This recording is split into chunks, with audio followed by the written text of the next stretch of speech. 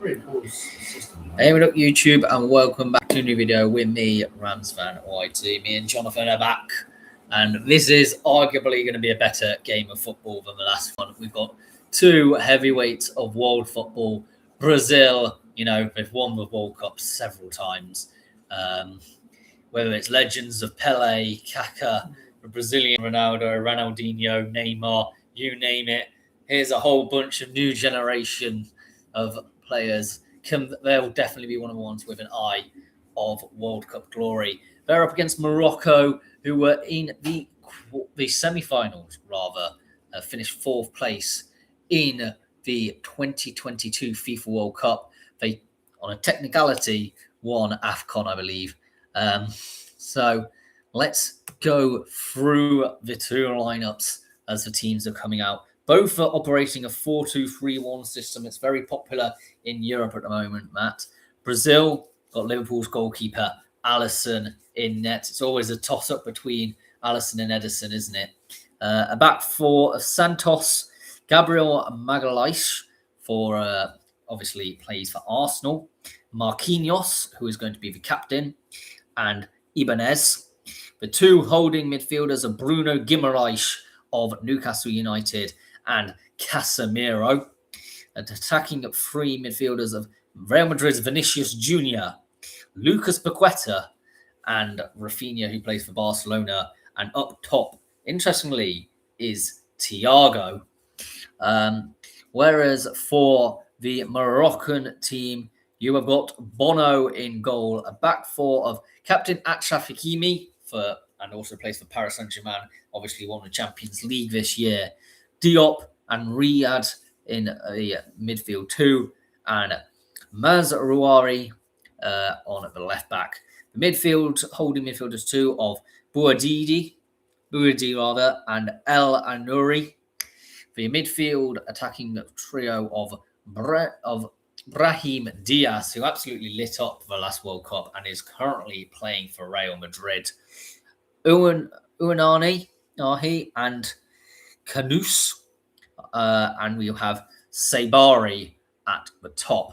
I think probably most people will be tipping Brazil to win this one with a fairly stacked bench, which includes Endrick, Martinelli, Cunha, Bremer, Fabinho, and Ederson, and Danilo. But interestingly enough, no Neymar at all. He is injured, which is with a calf injury. Maybe a bit of a letdown. Salah Eddin is the most notable person who will be on the bench for Morocco, in my opinion.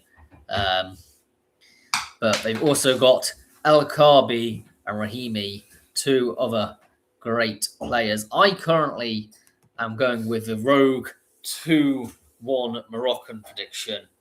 Have you got your mic sorted there, Jonathan? Maybe just about. Right.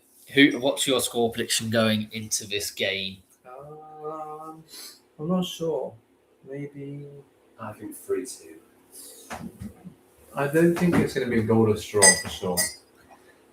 Well, yes. If there's one guarantee, it'll be the two attacking talents. I'm not necessarily looking at the midfield for Brazil and thinking this screams quality to me. Well, Casemiro is still playing, bro. In Casemiro, exactly. But it has often been the case for wingers. R9. In the attendance today, not really too surprised. At least he's got a better trim now. Yeah. I feel like that has for many years graced the internet as a forfeit of somehow of having an R9 trim. How he voluntarily went with that is far beyond me. I'd probably say Vinicius Jr. is going to be the next one along the line for Brazil to be maybe a legend. He's definitely got that in his locker.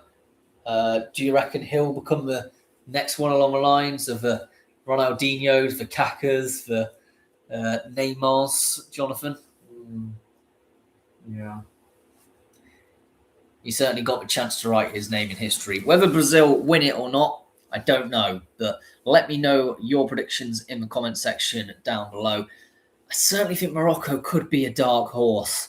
I've got a couple riding on it. Morocco, Netherlands, for me, both likely to be dark horses, as well as Senegal, who I think a lot of people have forgotten some of the quality in that team's department.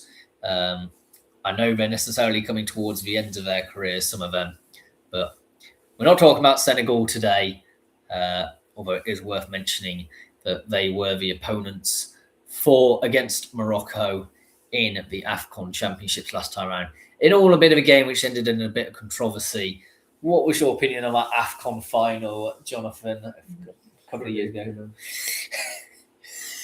It was just one of them situations that I have very little understanding of how they overturned it the way it was. It was completely farcical, as AFCON has increasingly turned out to be.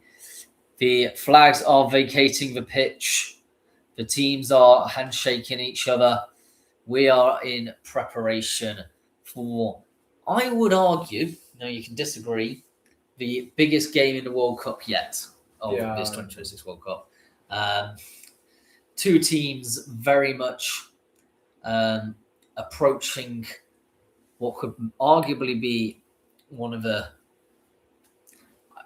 To be fair, I don't think there's a lot of difference if you finish second and first in a group, but this game I think very much has the potential to determine who does finish top of the group and who finishes second. Because the other two teams in the group, let's face it, probably aren't going to be the greatest in the world. They are in a group of... was it? I'm just trying to remember. Who's else? Did you say this is Scotland and Haiti's group? Yeah. So, neither of them are particularly likely to top the group. I think Scotland maybe could qualify as the third place team. I think that would be fair to say. I don't think Haiti is going to be pulling up any trees. I think Scotland tonight need to do a bit of stat padding and absolutely batter Haiti to get a better goal difference, because I think that will help them in their third place qualifications, if that is the case. There is a lot of small island nations this year. The referees are from both Slovenia and Switzerland, and the match officials. It has I don't know if you've noticed this. There's 5 match officials on the pitch, which I don't think is usual. And for VAR, there's a German, a French, and a Croatian. That is usual to have 3 in the VAR room. I don't know why there's a 5th official. Don't think we need that many. Feels a bit excessive at this point. So just quick run through the line throughs again. Alisson, Douglas Santos, Magalhaes or Gabriel, Marquinhos, Ibanez, Bruno Guimaraes, Casemiro, who's been around the block for a while, Vinicius Jr., definitely want to watch out for, Lucas Paqueta, Rafinha, and Igor Thiago. Is Lucas Paqueta still with West Ham United, or did he move on? They're going to be playing in a 4-2-3-1 position formation. Morocco, they've got Bundu in goal, Mazaru, Riyad, Issa Diop, he always performs, Achraf Hakimi, definitely want to watch out for, El Avenue, Bouardi, Unahi, El Canuos, Brahim Diaz, Real Madrid player and great one last World Cup, and Saibabi. They are in a 4-2-3-1. We've got Bono in goal, by the way. But Diop, I seem to recall, can't remember who he plays for, but he's definitely been on my radar before. Everyone in the huddles just before. Respecting the ball. But it looks like there's less than 11 players in that huddle for some reason. It's just quite a small huddle. I don't know if they're just incredibly huddled together, or whether the pitch is so big here. Do you know what stadium this one is at, Jonathan? No. We'll find out. It says United States of America. I'm guessing it's one of the American ones. This is the final. This is MetLife. Well, it's not called MetLife, and it's for one in New York, isn't it? Which is going to host New Jersey, but yeah. Well, yes, but where they're going to host the World Cup final. So maybe a slight advantage if one of these two teams do reach the final. Whether they do or not, I don't know. That happened in the last one, didn't it? That kickoff, just absolutely punting it downfield. Maybe it's something that they're trying to learn, and already high intensity as we imagine in this game, real end-to-end energetic stuff. I'm glad their kits are so Look, it's all one-touch football. It's all absolutely beautiful. High intensity game. We saw a bit of this in the America versus Paraguay game, but it was just America who were doing it. It's going to be an exciting game to watch, isn't it, Jonathan? Yeah. But yes, they're currently being slowed down a bit by Allison there as they will try to work their way out from the back. We know tiki-taka has a lot of its origins in Brazilian football, as well as Barcelona, of course. But yeah, great sliding interception there on the right-hand side, and that's going to be a poor tackle. That's going to be the first set piece of the game. Definitely deserved free kick here. He's absolutely just lunged at that, hasn't he?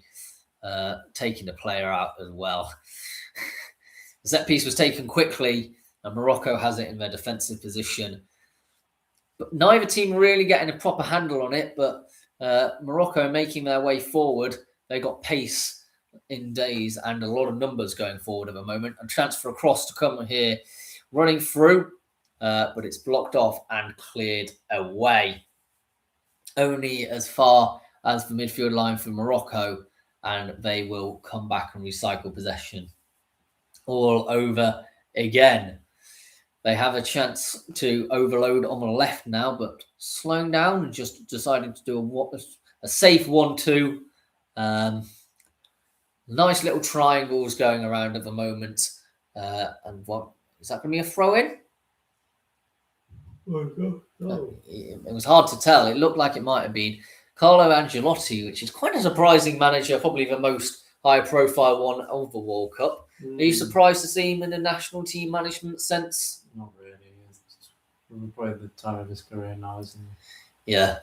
Well, I think we were all a bit surprised when he was at Everton all them years ago. What's the polo player doing in Texas? Yeah. And that was a trailing leg there. It was, and the referee has pointed. It was Ibanez who was given away the foul there. A bit sloppy, really. He's just left a leg out there. Absolutely no need for that at all. It was against El Khanous, who I don't like that challenge at all, to be honest, Jonathan. No. I think that was a real cynical challenge. We're not used to Brazil being an overly dirty team. No. We normally play quite pretty football. Well, there's a chance here, nice and early for Morocco. It's in a decent position here. Proper in-swinger, I would imagine. And see if one of the players can get the header on it. Can't get past the first man. It's headed up. Second balls might be here, though, for it. It's all right. It's shepherded out and kicked downfield. Not like Igor Thiago might have been a player to clear that off there, to be fair. He's normally the one who's meant to be receiving it. So Morocco will have it in roughly the centre circle. Already, I'm going to say I think Morocco have looked slightly better going forward. There's obviously not been that much time, only about 4 minutes. But some of the passing has been much better for Morocco. And Brazil is struggling to cope.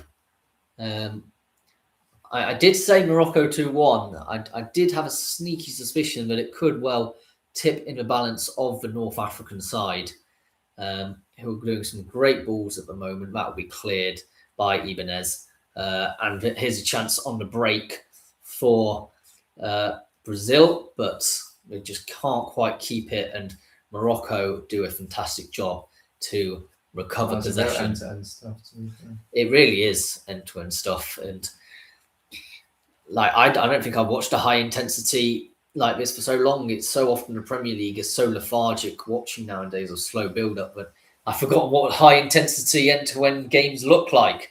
An on-rushing Morocco attack. It goes into the penalty area. Decided to go safe instead to recycle possession. don't know if that was the greatest move there, but there was a lot of pressure being applied on the forwards. The defensive line at the moment by Brazil is being heavily tested. So far, no shots on target or at all, to be honest. There's a chance here, though, as they make their way into the penalty area, a deflection that's cleared by, I think, Gabriel. And that's going to be a throw in. I'm sure Mohamed Kabi would be delighted with this team's opening performance in this first 5 minutes of play. Hardly letting Brazil a chance on the ball, to be honest. Letting everyone on the ball play just get a chance to do it. Like, that's a little shimmy there. Normally you expect that sort of showboating from Brazil, but no, and left for dust. From someone in Morocco's got it, there's shot, and it's just cleared. Recovering defender. That will be the first shot on target of the game. Early warning signs that this Brazil side has got a lot of fragility to enable that shot to get off in the first place. Oh. It was an absolutely amazing effort. El Canouche, yeah. It was cleared. I couldn't quite see who cleared it, actually. It may have been Gabriel. The shot comes in, it's blocked. Didn't need to shoot there. No, I don't know if it was a shot or trying to be a lofted cross without enough height. But Morocco has it again. Are we going to be saying that a lot in this game? I don't know. They've a great through ball there and a shot across the face of goal by Brahim Diaz. Hakimi rather it was. And, well, he's normally known for being a right back. Was that a cross? I think it was. And it just wasn't really anyone there, to be honest. Maybe a bit too early with a cross, would you say? Yeah, probably. Bit of an aerial duel going on there. And Brazil have finally got a chance. That will be a foul, but advantage played, says the referee. But Morocco have quickly regained possession, and they are going forward on the right-hand side. That's Brahim Diaz there, I'm sure of it. It's got his workings all over this. And it's a nice switch of play beginning to be emerging here. At times, there's almost three at the back for Morocco.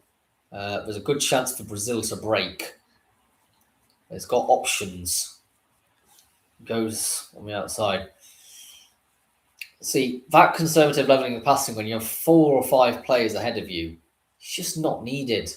But they're on the right-hand side. Is that Rafinha going all the way back? You just need to attack a bit. It's been a very fast 8 minutes of football. I did not suspect in the slightest the intensity that we would have been seeing in this. You just can't take your eyes off the screen at the moment. A 50-50 sees Brazil coming away with it. And there's a chance here. It's a shot and it's deflected. And Morocco have actually regained control nicely there. And a chance to make a run down in the left-hand side here. It's got options on the left and on the right here. Goes in field. This is a great chance. The shot comes in. It's blocked. The second ball comes in absolutely flying like a salmon out of water. Wow, yet again, it's Hakimi going really far forward. You can tell they're employing as almost a wing-back in this position. It was just a massive collision there. Eyes fully on the ball, to be fair. I think maybe a bit unfortunate to have given away a free kick there. But he did make the contact, and so the referee has duly pointed for a free kick for Brazil inside their own penalty area. Maybe a bit of a time to have a breather because there hasn't been much of a chance. Morocco have come rapidly out of traps early doors. I wonder if that was sort of in any of Brazil's thinking when they started this game, because they're usually used to playing against teams that sit back and let Brazil have so much pressure. Certainly not the case, and that's a forced mistake there. Morocco have another chance to come forward. probably should have taken a shot on there. Too many players, and that will be a free kick to Brazil. Casemiro over one this time, ending up on the floor. But very early warning signs, I think we have to admit that, don't we, Jonathan? And just looking at some of that movement there, was that a penalty for you? No. I think he's tried to go through too many players for me. I would also agree, not a penalty. It's 10 minutes in, still 0-0, but certainly not a boring game at all. One of the most excited I've been in these World Cup, actually most football games for quite a while. Morocco coming again. It's going out wide on the left-hand side. Chance to bring other players into touch here. Lovely little triangles here. Brazil just can't get a touch. We're not used to saying that at all. And we're now going out on the right. Look, I did mention just before the match kicked off, Brazil's midfield for me is their weakness. And I think we are seeing the battle in midfield being won by Morocco, who arguably their wing-back stroke midfield is definitely, for me, their strongest position. And they're coming again. It's just a wave after wave of red players coming in. And infield it is. And lovely. I thought it was going to be a lovely through ball there, but it flicked off the back of, I think maybe Gabriel it was. One of the centre-backs. So hard to tell who's who with. There's no point in me saying which player is which because they're all so quick on the ball. By the time I say it, a different player will have it. Brazil have a chance here to progress the ball forward a bit. We are quite used to Brazil having a weaker defence, I think, over the last 20 years or so. Has that changed for this World Cup in your view? I haven't seen enough to say. Certainly with the likes of David Luiz previously being a defender. Whereas someone like Gabriel Magalhaes, I think, is much better. Already 6 attempts on goal for Morocco, 1 for Brazil. So much energy is in this game. And we know that both Morocco and Brazilian fans alike are very vociferous, is the word to use. This will be an absolute cauldron to be playing in for both teams.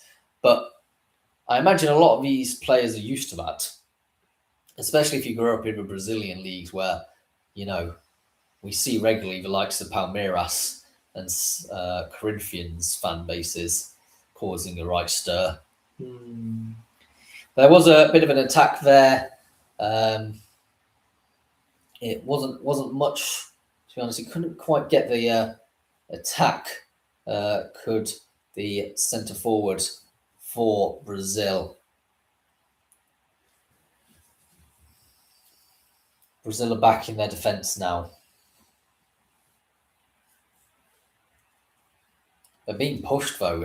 Every single time that Morocco's off the ball, there's 2 or 3 players pressurising the defence. Now, Alisson will be fine to cope with that, I'm sure.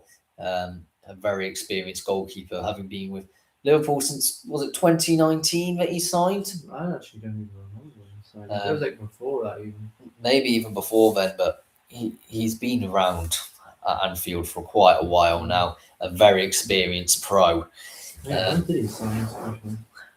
I have a feeling it was just before the Liverpool title win. I think it was 2019. Brazil holding it in midfield, Casemiro passing it back. And the team in yellow and blue are finally beginning to have a bit of time on the ball. There's still going to be pressure applied by Morocco, but finally possession has shifted to Carlo Ancelotti's men. Haven't really seen a lot from either Rafinha or Vinicius at the moment on the wings. That is just a long lofted ball to no man's land and straight to the goalkeeper. Not great, I must say. And that surely will be a foul. It is. Thiago was the one who caused the foul to happen, who also just had that misdirected header beforehand. A lot of Brazilian players from past bygone eras had their gasps of exasperation after that chance. I wonder how many of them are thinking, crikey, we've never seen a team apply so much pressure against Brazil. And I was on the Nova Radio Northeast early on talking about this exact game, about how Brazil have very much been a team of individuals in the past. They've always had a poster boy. They don't really have one right now. And therefore adapting to how to play as a team is becoming more of an important attribute. And maybe with Neymar's injury, that can certainly help. Because you can't really ask, where is Neymar when Neymar is on the injury bed, which he's been on a lot, to be honest, in his career. Apparently he's injured, according to SofaScore. Why did they take him then? Well, I think he injured during a warm-up. Right. So, I mean, maybe it'll be not a bad injury and it'll appear maybe late in the World Cup. He doesn't strike me as the sort of person who provides much captaincy experience, though, compared to the likes of Messi or Ronaldo, who a lot of times he was compared with throughout his career. They seem much, well, certainly the case with Messi, I think Ronaldo. There's all that conversation a lot about whether Cristiano Ronaldo is a good captain or not. But Brazil are coming as an attack now. This is a bit of sustained pressure from them now. Forward it goes. A very soft header in the end. It was by Rafinha, I believe. A former Leeds United man who I think a lot of people were probably quite shocked when he did sign for Barcelona, wouldn't you say? Yeah. This was kind of Barca's banter era, to be fair, though. Well, to be fair, they signed Marcus Rashford when most people thought he was washed. Yeah. So they've clearly taken players who most people wouldn't have expected and turned them into gems.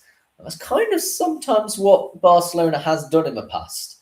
Their academy, though, has been their true period of sustained success, especially during the 2010s. Morocco finally gaining the ball back for a bit of possession spell. They were for a while without it. The ratting around by the likes of Thiago has caused Brazil to come away with possession again. It's a nice through ball there for Vinicius, but it is gone behind. I think it came off Hakimi. I think it might be a corner in that one. One junior to another. Neymar Junior to Vinicius Junior. You know, like you don't often say junior unless it's a Brazilian player. Sure. And then it just so happens to become a surname because most of the time they have several names, Brazil. They do now have a corner. Is this the first corner of the game? Maybe. We know that at least one of the centre-backs for Brazil is well renowned for scoring from corners. Isn't that right? Gabriel Magalhaes. Should that experience with Arsenal see him for doing a towering header? There's also some big men in there. Igor Thiago, very notably a very big target man. It's quite odd because Brazil has never really played with target men before, but they are in this game. A chance comes here, but it's blocked. And it's going to go and run all the way back to the centre-backs. It's got some pace, bro, that Moroccan player. That Moroccan player does have some pace. It's for number 23, I believe. He is speedy at the moment. So Alisson moved to Liverpool in 2018, apparently. 2018. Well, we're near enough. The most expensive goalkeeper at the time. Imagine who the most expensive goalkeeper is now. All the time. Well, I'd certainly say that he vindicated a transfer fee, though. Yeah, no, 100%. Edison, maybe? He was probably quite expensive. Also a Brazilian goalkeeper. Which it was quite weird because before Alisson was a Brazilian national team goalkeeper, that's a great through ball, and that's lifted over, and that's a goal for Morocco. A wonderfully worked goal. We'll stop the talk there because Saibari has just done a wonderful goal for Morocco. It's a wonderful lifted through ball, and he's just lifted it over Alisson.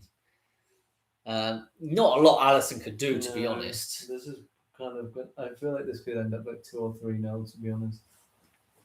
It could end up 3-2 even. Yeah, well.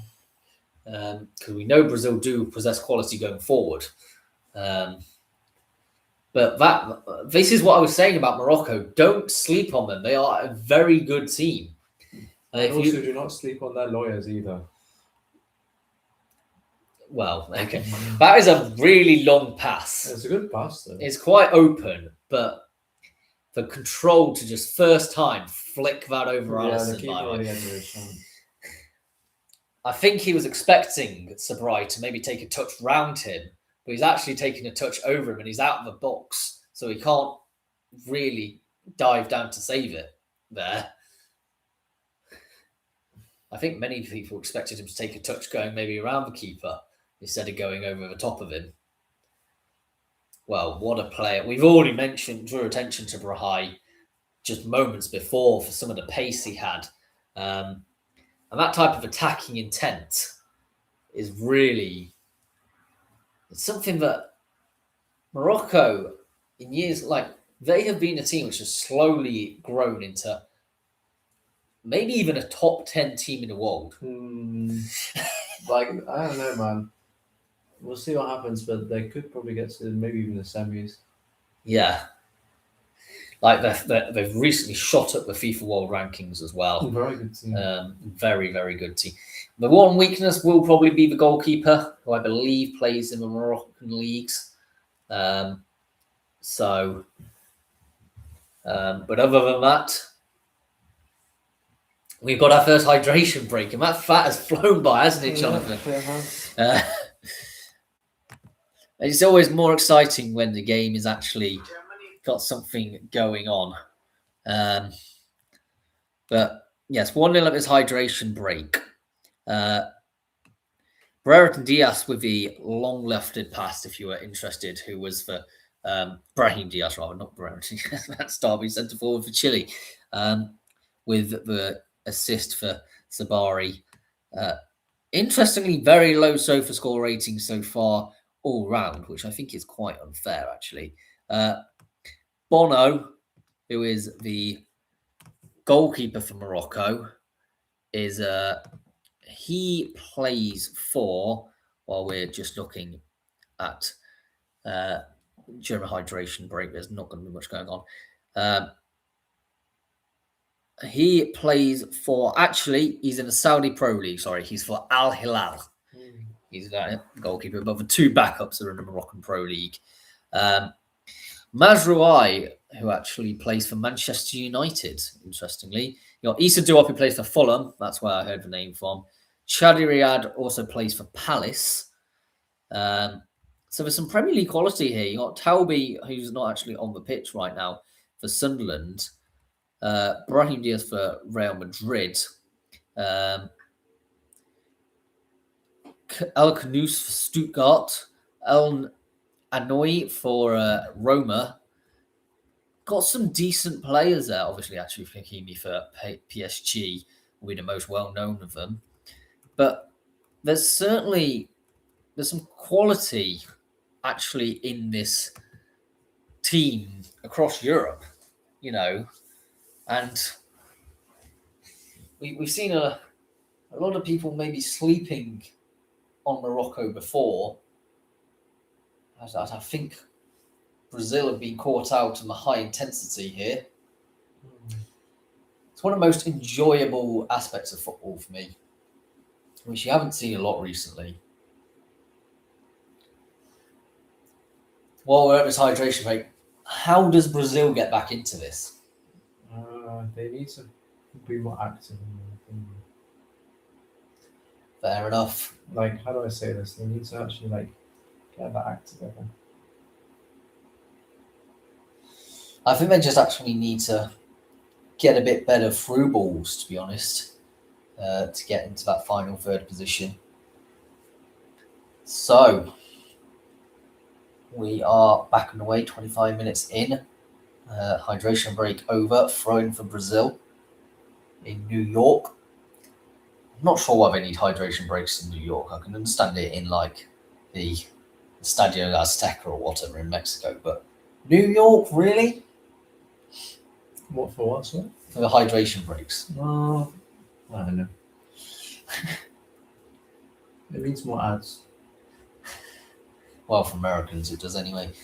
The BBC is absolutely having nothing to do with any of that, and also has nothing to do with the halftime show on the final, which is very, very good. They have a halftime show for the final. Do you not know about this? No, why? Lifted on and wide, and that'll be a throw-in for Morocco. With Carlo Ancelotti looking a bit like Keir Starmer there. Come on, Will he become like Keir Starmer? Will Neymar resign? Will Neymar resign from the national team? Right, well, Morocco have just every second ball they're claiming. There's been tons of space off the right there. No one picking up the right fullback Hakimi, and he's gone in and that's just dragged wide. You can see why Hakimi is tipped by many as one of the best players in the world right now. That's why he's there. To be fair, there is a call potentially for him to be in the Ballon d'Or contention, considering what he's done for his national team and, obviously with PSG. You can't really say that he doesn't deserve to be at least in the contention for it. I'm always impressed when I see him. As is the same of the case of Brahim Diaz, who I completely forgot about until this World Cup, and just remembered just before I saw this game and saw the lineup, like he was so good in 2022. So some of these players, you completely forget about until the World Cup happens, or the Euros or whatever, and they just appear in the come back on the radar. We were seeing earlier Embolo for Switzerland. Completely forgot he was a player. You obviously have Ochoa, who only ever appears at a World Cup for Mexico. Well, they can't quite make that work, and there'll be a free kick though. Brahim Diaz is surrounded. I don't know which player, the two of them committed the foul because they both looked like they did it at different stages. Sort of wedged between two players there. It's almost a corner type kick for Hakimi here, isn't it? At this sort of angle. Yeah. It's going to be a fairly flat ball, I think. Ibrahim is not being, who's already scored one, is not being picked up, by the way.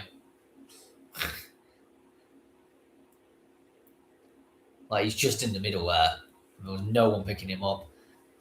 Headed on by Brazil, but they can't keep possession, and Morocco come with it again. It cuts in field and back again, and he's gone for an amazing run, but he's done maybe a little bit too much. Second balls will be available. Too much of a crowd of people there, but it was certainly a great chance. And Brazil let again, giving away possession cheaply. That's something that they definitely need to be cracked down upon. That's a long ball backwards for no reason. I'm not sure if this is Yeah, it was probably a bit too much of a heavy touch. But some fantastic through balls at the moment. Brazil can't get a touch in. Are we sure that Brazil aren't the team playing in red here? Yeah. Because they are playing like Prime Brazil did in 2014 Oh, 7-1. until that 7-1.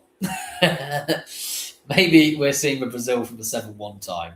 Still remember watching that game to this day. That was one of the weirdest games of football I've ever watched. Tom Brady. Tom Brady, Bro's man. right in Brazil. What on earth is going on? What? That's going to become a meme, I feel like. Absolutely. Bro, why is he doing this? Secret handshake with the wifey. This is his daughter, bro. His daughter? Yeah. That's even weirder. His wife divorced him.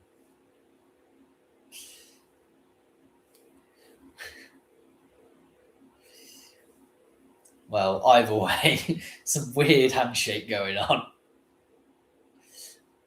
Take that as a compliment, Tom Brady, for looking so young. Yeah. 1-0 then, half an hour in. Sabiri with the opening goal for Morocco, which was scored on the 21st minute. Since that point, I still don't think Brazil have done amazingly, but Vinicius Jr. does have it now. What can he do in this position? Puts it in field and we'll get a return. I think if you do a cross first on time, but it doesn't matter. That is a wonderful goal by Vinicius Jr. I was going to say a cross would have been more up there, but that is just what Vinicius Jr. has in his locker. On a tight angle, getting that skyrocketing in the top corner. How many times have we seen Vinicius Jr. over his career, which is admittedly still quite short, do that sort of thing, Jonathan? He's just so good of a player.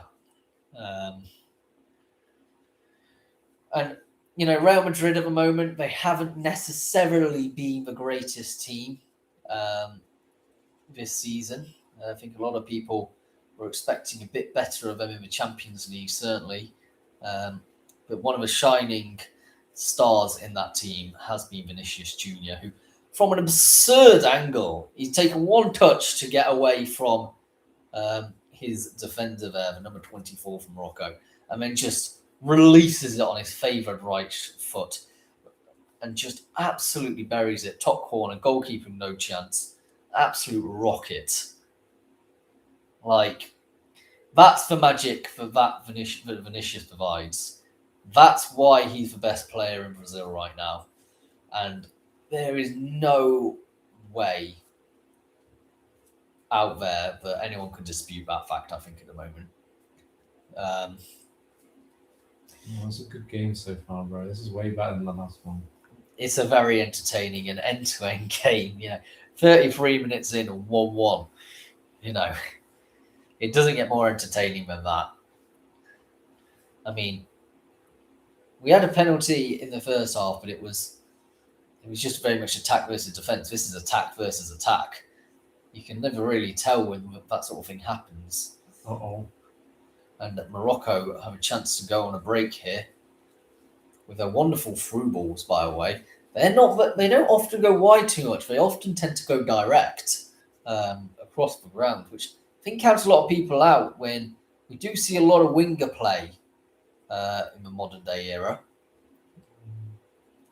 There is a player down, actually. It's Hakimi. I don't know how much of that happened. Vinicius Jr. was maybe on contact, but I think he's made a right meal of that, to be honest, Hakimi.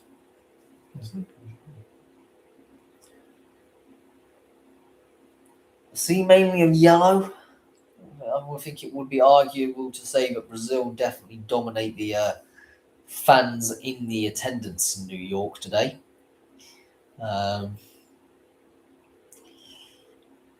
Hakimi to take this free kick. He has won his team that free kick. They're all lining up the Brazilian players. I'll prepare for the break, to be honest, in this, because this could be quite challenging. A return comes out. This could be interesting. The cross comes in. Alisson punches clear. Well commanded by the veteran goalkeeper. It's always a toss-up, isn't it? Ederson or Alisson for the Brazil national team. Oh, what a toss-up to have. Absolutely. Like, it's certainly... The thing is, you can only ever have one goalkeeper.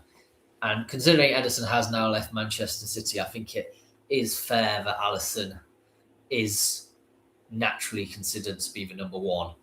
But, you know, if he gets injured, you've got an amazing player as a backup who would walk into, I would argue, every single other national team, probably. Maybe not Spain. David Raya is probably about equal. But I think he certainly would walk into a lot of other top-class teams in this World Cup. Yeah. That'll go out for a Moroccan throw.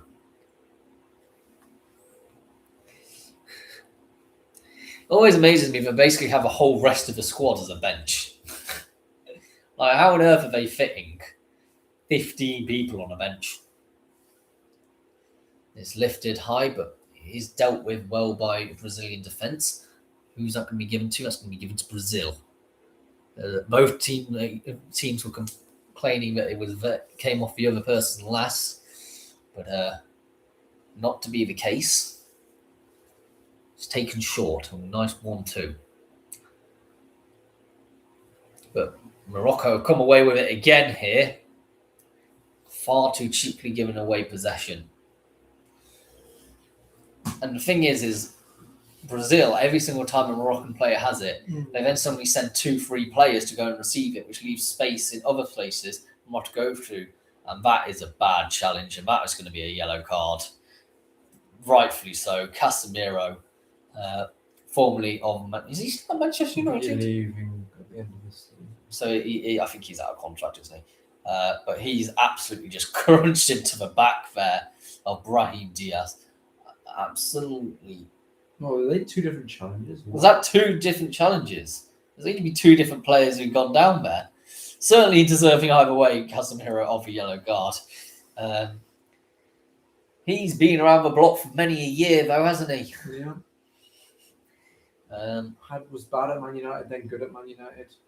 Don't know whether that's just because of the manager, though. To be fair, his era at Real Madrid will go down. It's quite legendary stuff. Out wide. Good chance for a cross here. It's just done a bit too much. He'll go out for a goal kick. Vinicius Jr. has done a great job defensively shepherding that out of play. Who obviously scored the equaliser. The ball speed, by the way, 101 kilometres per hour. There's not a chance, is there, that the goalkeeper is going to be able to react to that in time.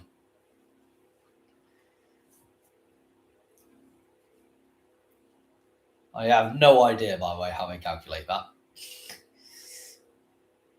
Well, Guimaraes, there's a claiming an elbow by the number 24. I'm not quite sure for Morocco that is who did the elbowing or what happened there, but we move on. Brazil has it. Whose flowers are they, by the way? Flowers. Oh.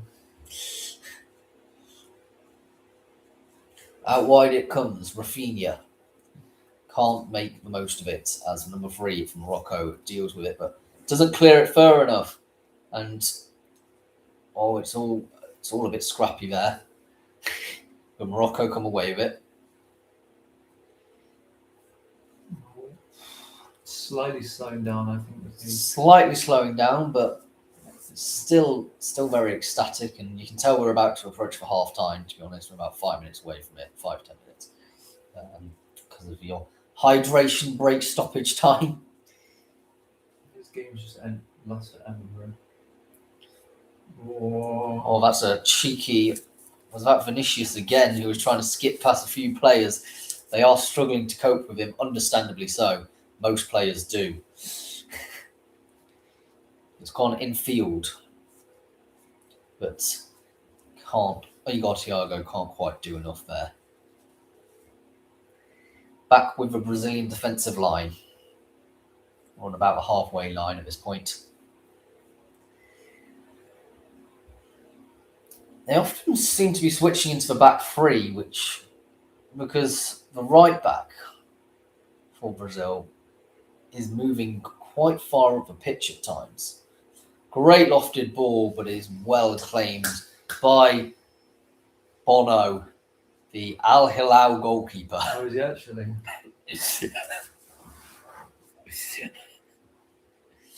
Long lofted ball downfield. I feel like Bono used to or was able to represent the Spanish team but opted for the Moroccan team. I mean, that's probably quite true. Which is also the case with Brahim Diaz. The mayor of New York. Oh, yes. Zora Mandani. Mandani, obviously, it is being played at New York. Arsenal fan, by the way. Mandani. Interesting fact. Neymar. Yeah, Neymar. Yeah. There is 2 world leaders within the G7 who both support the same football team. Do you know which football team that is? Oh, that's sorry. That will be the case if Andy Burnham wins. Sorry, to become Prime Minister. I must caveat. I have no idea. It's Everton, and the other one is person who supports it is Canada's Prime Minister. Why is Canada trying to support Everton, bro?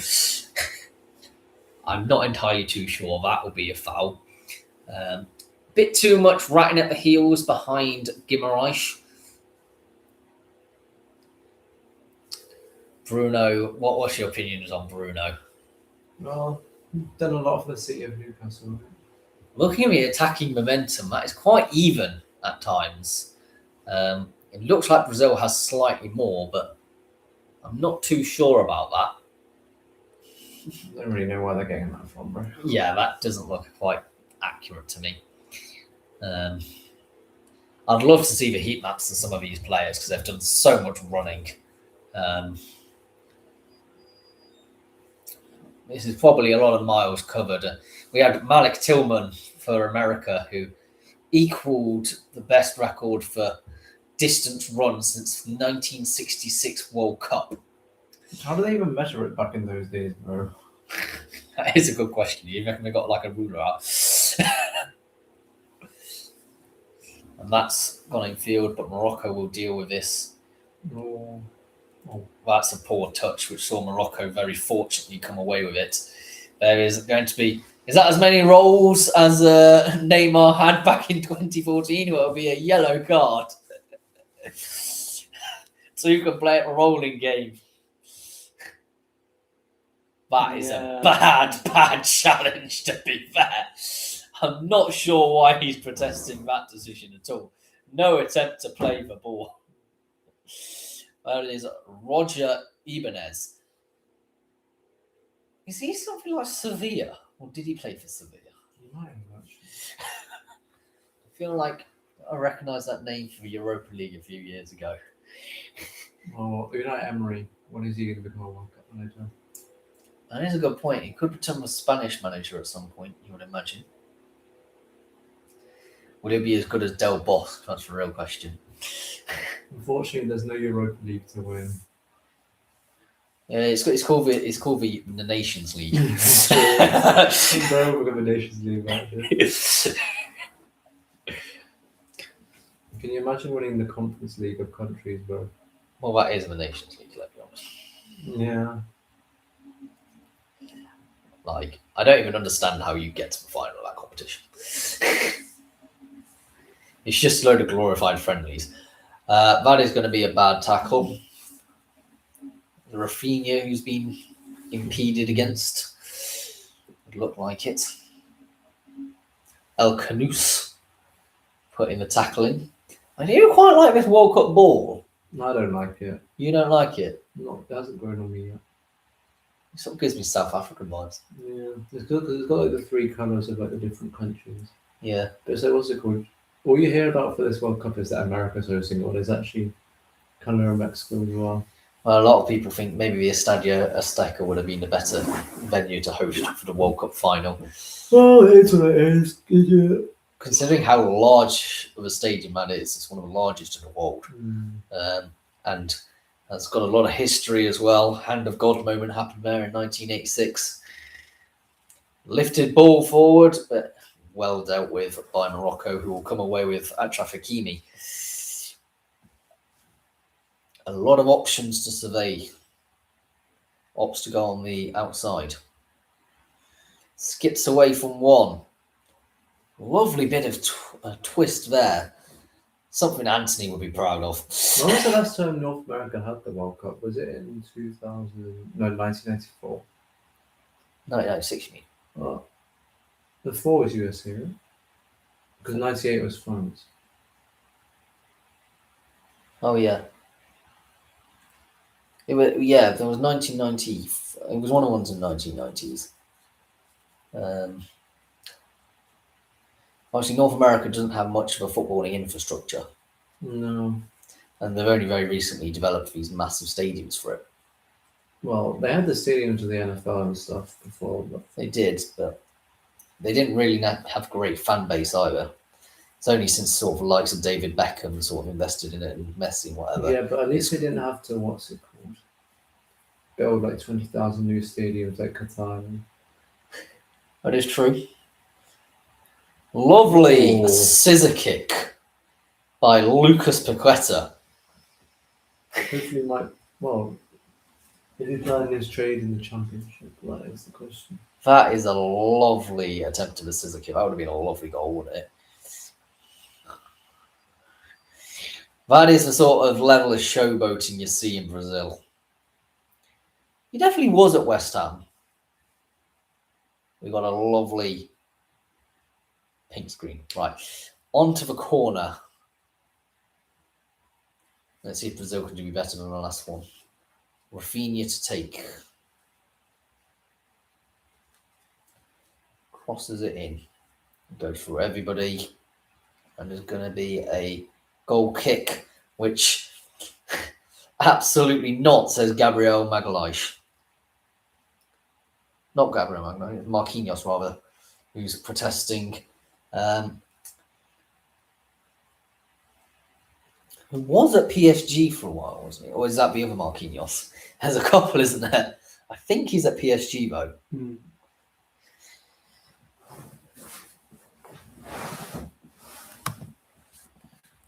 I'm going to guess Marquinhos is at PSG. I think it sounds like. It's not that one though, is it? Well, that one is at PSG. I don't know if it is that one. I think it's that one. Right, working their way down out wide. Considering he's a captain, I reckon it is the one which plays for PSG. Because there's two Marquinhos. There's one which was born in 2004. And it will be a free kick. Oh, he's doing the Italian impression, Bruno. I remember, who was it? Was it Chiesa during the Euros final? Which was like, what are you on about?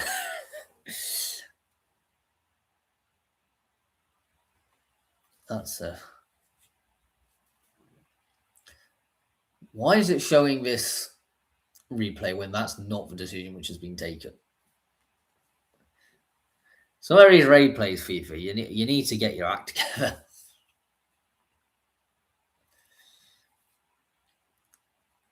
So lifted forward.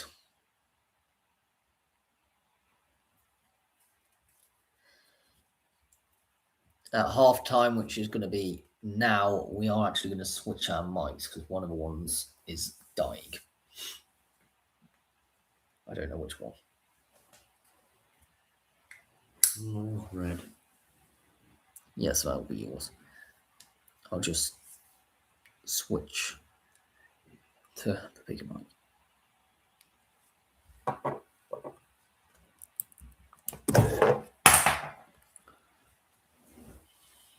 Right. If you want to turn your mic off.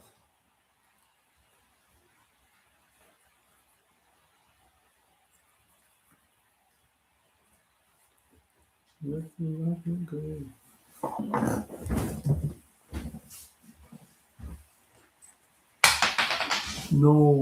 Oh man, there you go. Go and get them.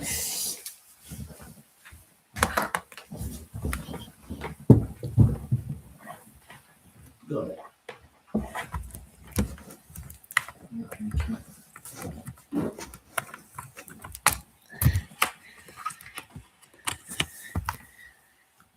I suspected that might have happened, considering we're using it for such a Gus Poyet is absolutely ridiculous to be as a pundit. By Can the you way, charge it for that? yeah. Oh, that's good. I'll charge him later on. Let's go through the sofa score rankings. What 1-1 draw, and has been a very, very exciting half. 6.76 for Brazil, 6.70 for Morocco. That's how even these two teams have been. That is more the attack momentum. It looks very, very even, with Morocco having the advantage, actually. Allison on a 6.4. I don't know if they're potentially marked him down because of a goal conceded, which I think is maybe a bit unfair in that regard.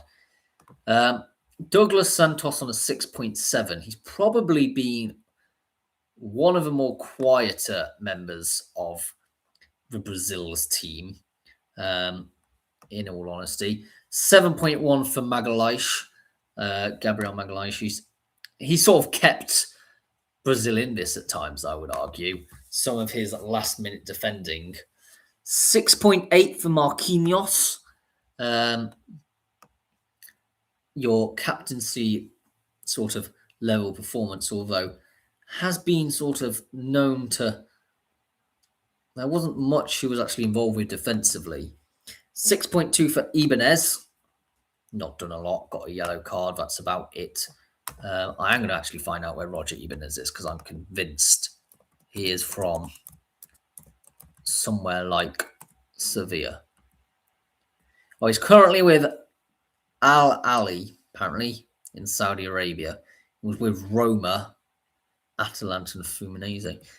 Maybe I was wrong. Maybe I'm thinking of another Ibanez that was with Sevilla at one point.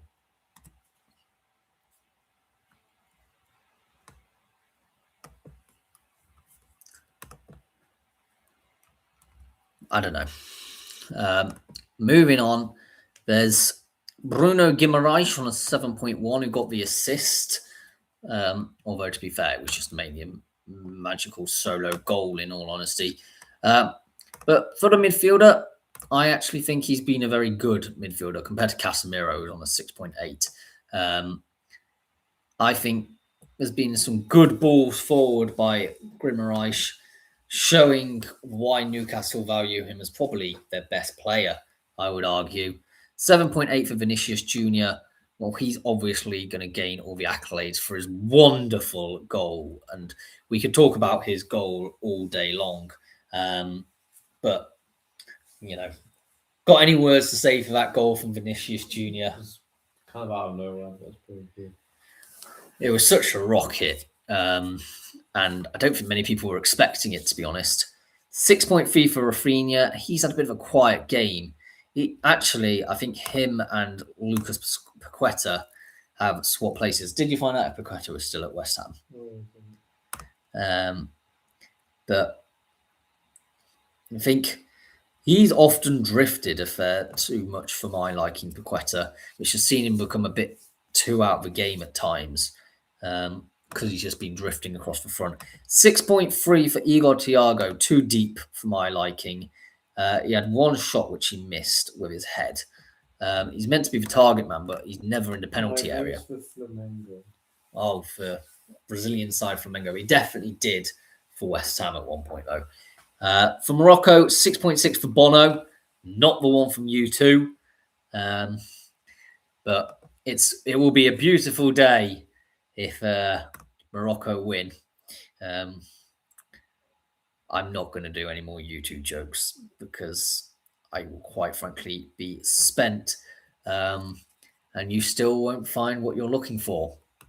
Okay, I promise that's it. 6.6 for Hakimi. Why is he being ranked so low? I think he's been excellent. Nothing short but excellent. His shooting has marked him down. He's had 3 shots, which he's missed. But all of them have been quite difficult shots to do, to be honest. This feels harsh for a right back to be marked down for that as well. 6.4 for Diop. I think maybe he should have done better at blocking off Vinicius Jr. But sometimes when things like that happen and the Fulham player was just in a wrong place, wrong side. 6.3 for Riyadh. The Palace player hasn't done a great deal this game, I must admit that. 6.7 for Mazaru. Done some great wing-back runs at times. The wing-backs have been the proper effective outlet for Morocco in this. El Nayoui, definitely pronounced that wrong.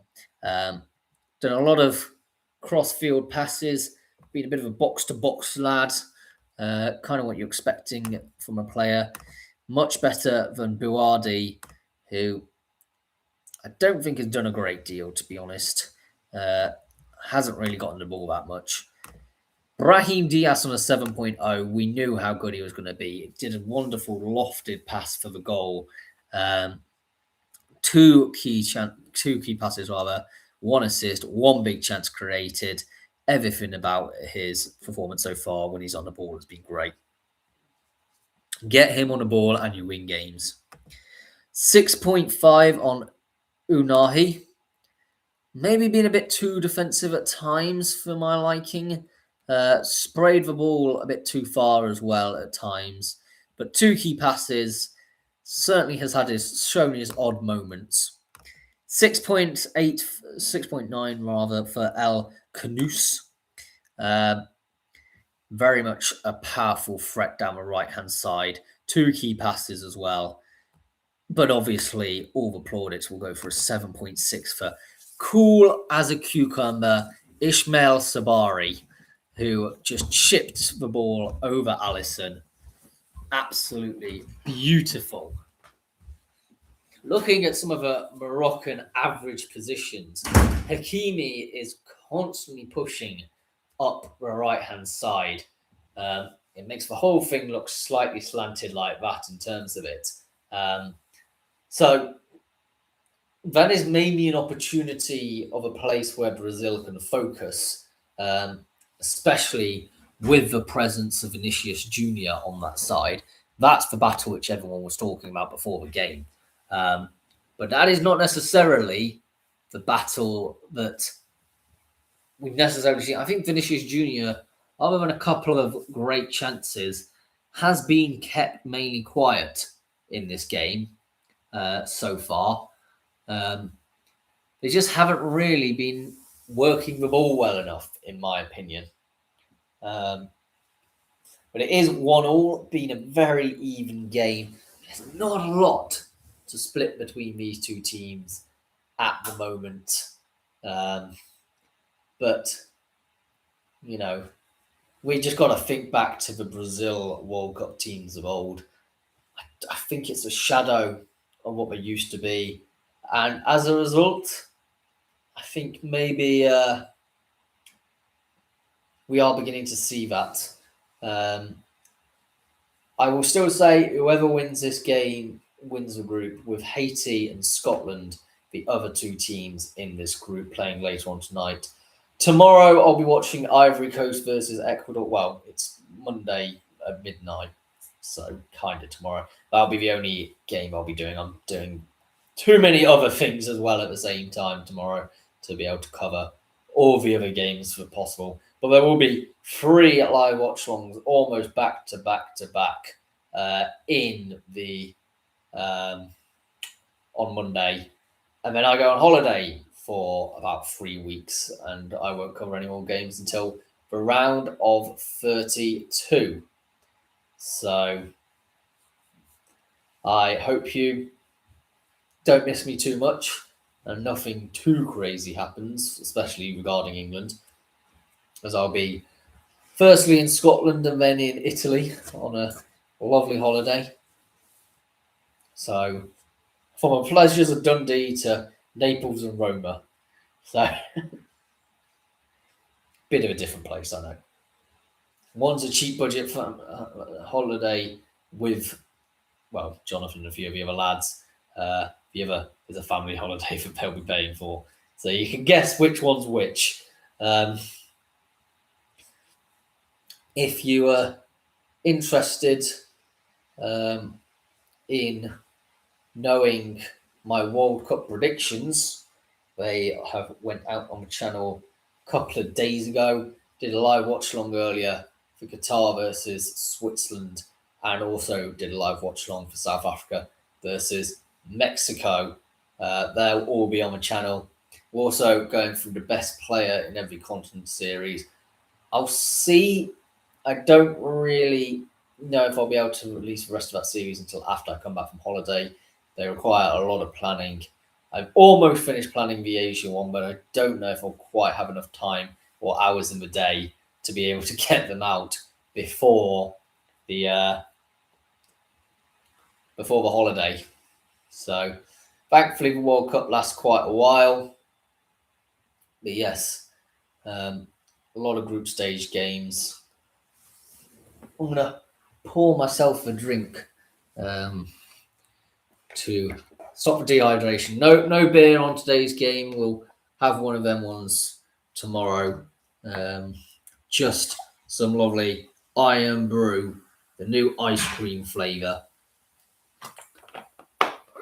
In solidarity with the Scots for their game later on tonight up against Haiti. Let's face it, the only good Haitian player that you can name is Wilson Isidore.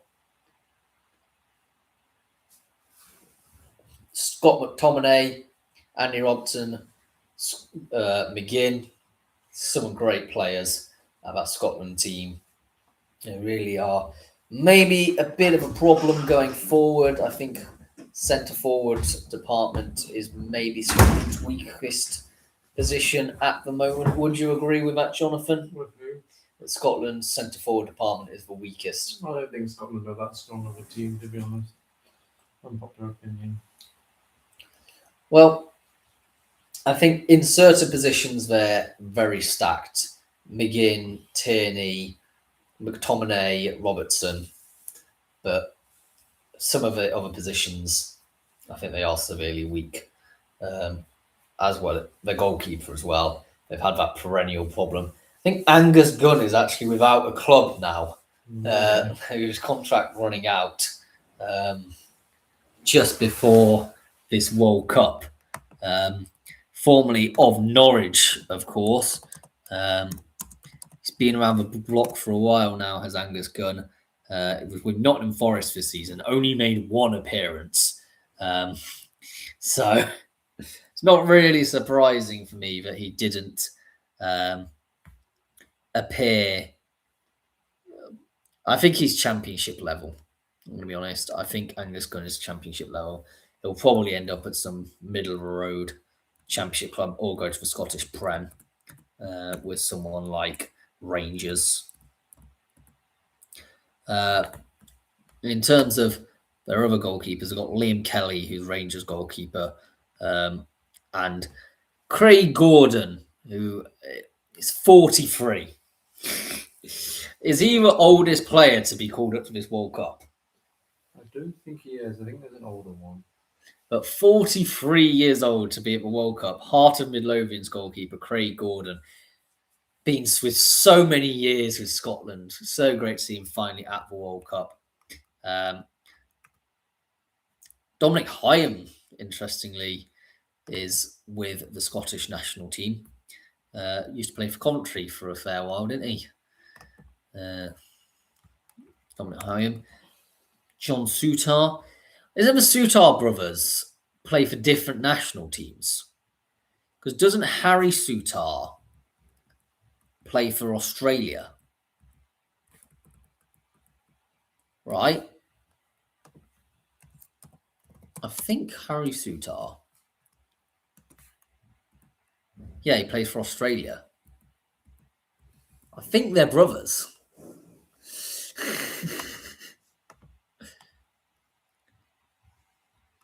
Ryan Christie with Bournemouth. Kenny McLean. Lawrence Shankland is there as well with the Heart of Midlothian striker. Ross Stewart hasn't had a great season, let's be honest. Lyndon Dykes. It's a bit past it. Shay Adams. Got a bit of an old team, if I'm going to be honest. Which is a bit of a concern.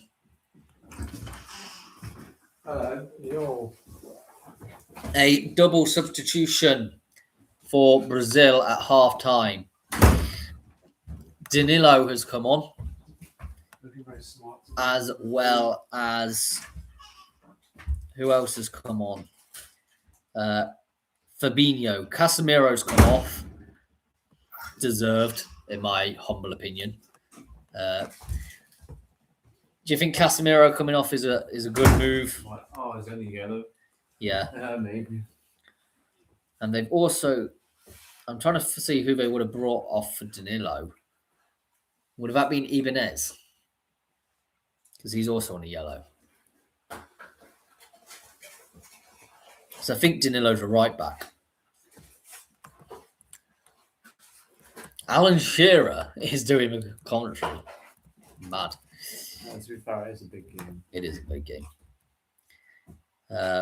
Centre back or right back? I imagine he's going to be operating as right back. Because I don't think Ibanez has done a great job. But yeah, he's come out off. Danilo's been around the block for a while, hasn't he? Real Madrid formerly, Manchester City, Juventus probably most notably. Right, we've just got underway for the second interval, and Rafinha is now back out wide and has won his team a corner. Very good early attacking press by the former Leeds United player. Still need to caveat that since he's now at Barcelona.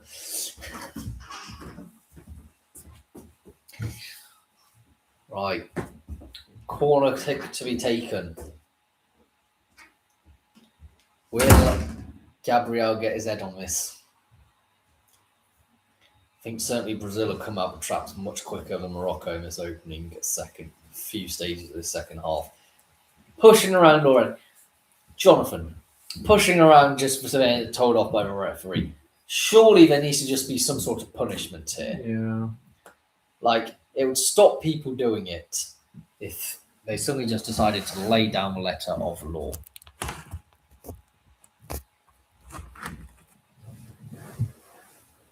I agree. Is the corner being retaken? Well, retaken.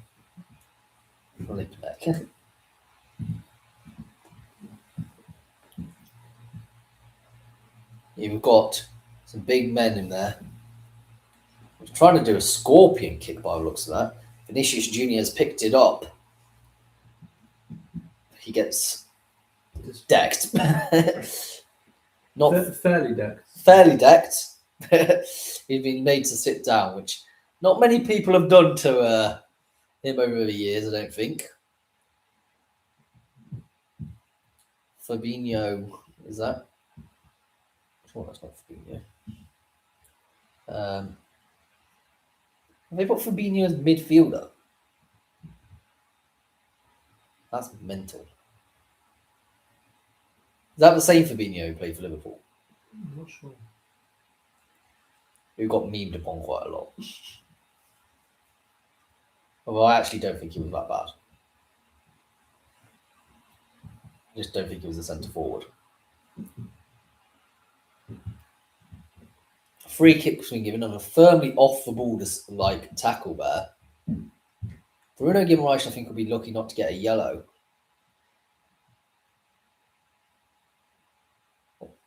Is it Bruno? It's not Bruno. That's stepped on. That's got to be a yellow. The number 8 there has just come and stepped on him. That's really bad. No attempt to play the ball either. Yeah, well, he's got a fresh trim though. Yeah, that's a pretty fresh one, you know. His hair's more grey than white now. Yeah. I swear his hair used to be really white and now it's Yeah. grey. I don't know his barber, bro. Man's going to go back and start having a brown hair. I'm surprised that wasn't given as a yellow card, if I'm being brutally honest. Looked fairly bad. Bono to take this free kick. You sit downfield. That could be a great wow. It's not. It's got out of play. Spoke too soon. Neymar looks very hacked off.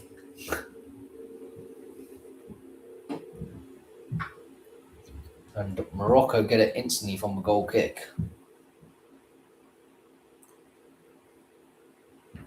Not sure how it was a goal kick, but it is. Some lovely, lovely passing being played, by the way. If you're an admirer of good one-touch, two-touch football, this is the type of game you need to be watching. Out wide it goes. Oh, that's going to be a beautiful run. Bit of last-ditch sliding in there. And Vinicius Junior will run and run and run over this Moroccan defence. He managed to get a cross off, but it's cleared away. He's got that in his locker.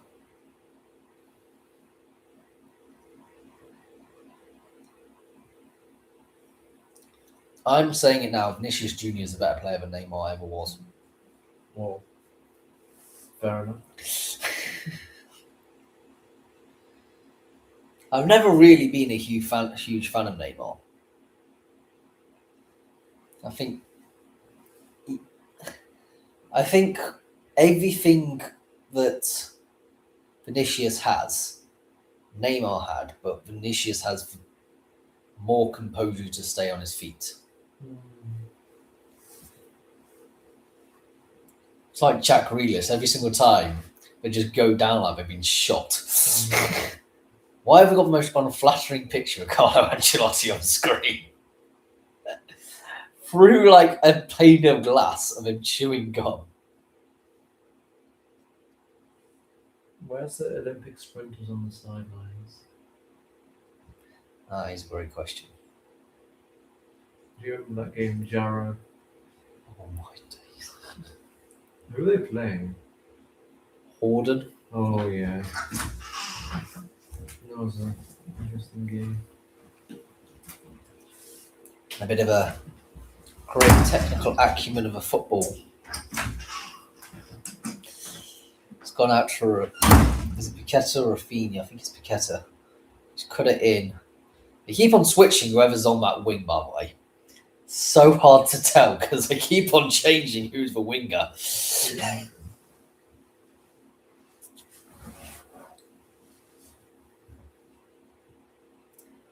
It was taken very quickly, by the way, that throw in. I don't think it was even taken from the right place.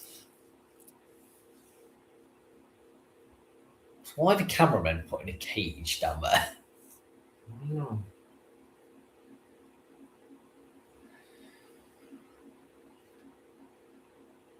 Oh, look, there's all like this cage area, just like people standing there. No, is that like the Or is it security? I don't know. security? Morocco making their way forward. They've lost a bit of their urgency. There was a tackle there, looked off the ball. That's a bad back pass. And Vinicius will have a chance here. He's not want to see a free kick, although he was adamant that he did deserve so. And he lofts out in the 50-50 in a challenge there. And Morocco will come away with this. That's surely going to be a free kick. I don't like the flow being stopped. Well, it's just a free-flowing game, and then you just get something ridiculous like that by Fabinho. Indeed.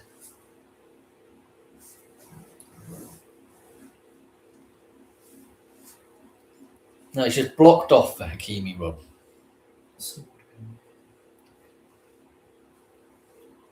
What? Brazilian kit as that. This is a very retro, traditional Brazilian kit, to be fair. When I think of Brazil playing, this is the type of kit I see them playing in. The iconic, just sort of plain yellow shirts, blue shorts, white socks.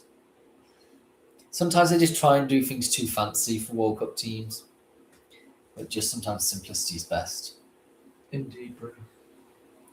Unless it's a Nigerian kit, because they've come out with some absolute Yeah, they need beauties. to actually get some of that. That is true. Were they in 2022? No, last one was in 2018. A wonderful run for Morocco here. They've got options. Mesmerising stuff at times.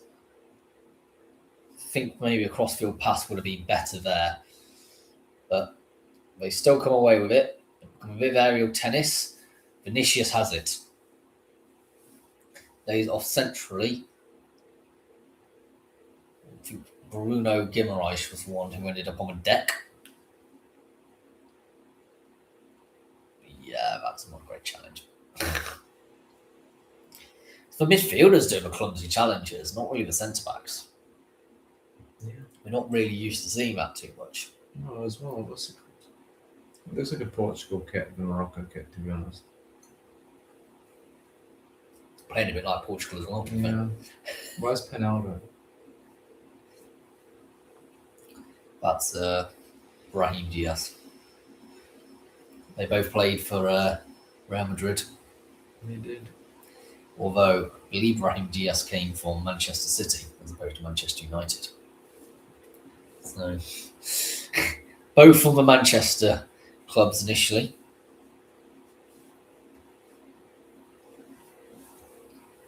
And working their way out wide.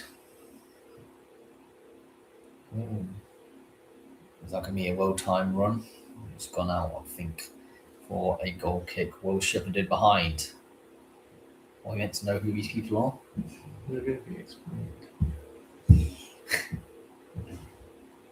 You know the celebrities more than I do. Yeah, maybe the American ones a bit more. Yeah. I have absolutely no idea who any Yeah, celebrities are. That's such an unnecessary challenge. It looks quite a bad one as well against Alcanus. But I don't think that's where he'd be injured. Yeah, you'd expect it to be on the side of a foot, wouldn't you? I don't know why Igor Thiago's done that. No. To be honest, I don't know a lot about him. Never heard of him. He looks like the similar sort of mould of player as David McGoldrick would be. No, that's true. Big, shiny, bald head. Bit of a target man. Bruno. In Wemo. What a guy. His career kind of fell apart, didn't it? No, it's doing better there at Oxford United, right? Has it actually had a rejuvenization? Because last time he did miss the pen against Grimsby though.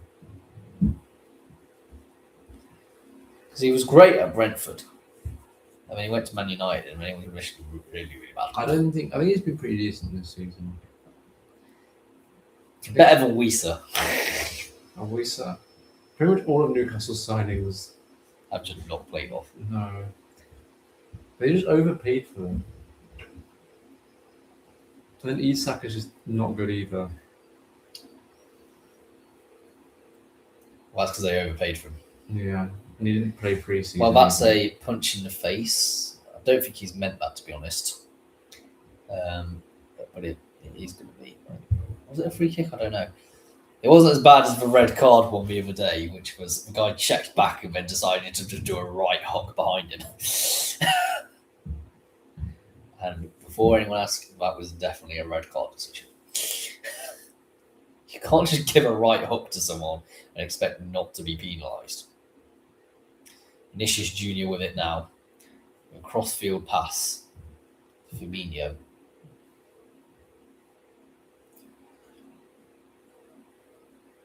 Sometimes they have to go so far deep to get recycling possession, because look how defensive Morocco are out of possession.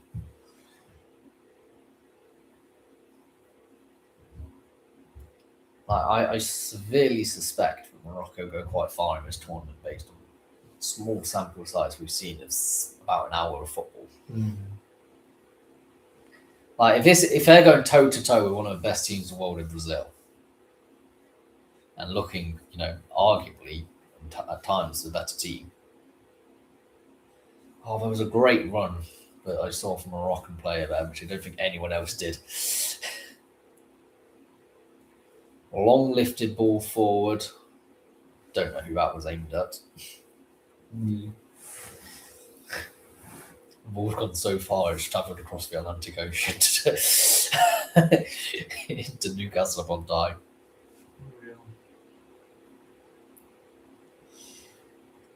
Some great sideways football. Because we know Morocco much prefer their stronger right-hand side that has Hakimi and Brahim Diaz on. But it's also probably Brazil's stronger type side as well with Vinicius Jr. This is going to be a bit risky because Vinicius is ratting around there. And he's got pace for days, by the way. He's given away, though, a foul. I feel like they should have just played advantage, though. Maybe, yeah. I think that was more of an advantage place, yeah.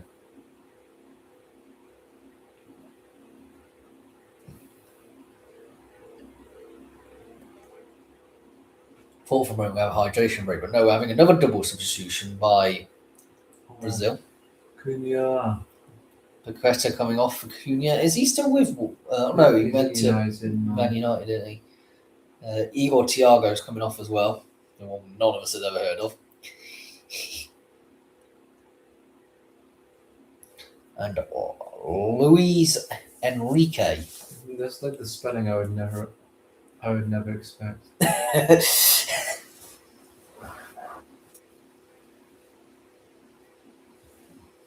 Yeah, Cunha was definitely one of the better players at Wolves and kind of shows the bad decision making they've made in the transfer market over the last couple of years, which have led them to be relegated from the league, into the Championship from the Premier League.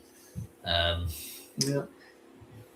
Because when you get rid of your best players like Raul Jimenez and Adama Traore, might be going back Cunha, for Raul Jimenez apparently. That'd be a road move.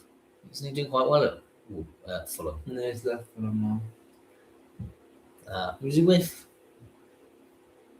Oh, is he a free agent now? He's a free agent, yeah, after this season.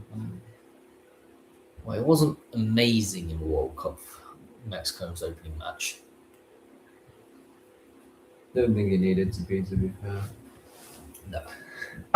He might need to be for the next couple, though, which against much more difficult opposition.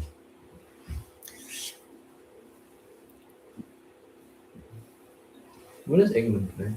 Yeah, we got like the last games, though, because we're in the last group for some reason. We always seem to either be in the very first group or the very last group. Like, we're never in just like Group C and D. We're always in like Group G and H or Group A or B. So do you think England actually have a chance of winning? Yeah. In my World Cup predictions, I had us winning. Really? Yeah. Like, I can't see... I reckon we could beat Argentina. Because I don't think Argentina's the greatest team. The question... Oh, it's broken. Whoa.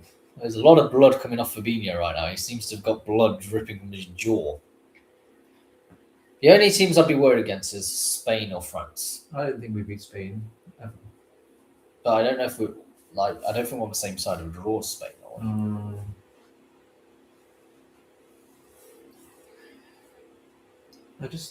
I think we're on a slightly more favourable side of a draw, potentially. I just see like the current state of like Tuchel's England team, which is not that good. I feel like we've just been Well, he does do good tournament football. That's true. Like, that was kind of the reasons he was appointed. There's a couple of substitutions for Morocco. El Knous and Unahi are coming off. And coming on is going to be Talby and El Murabet.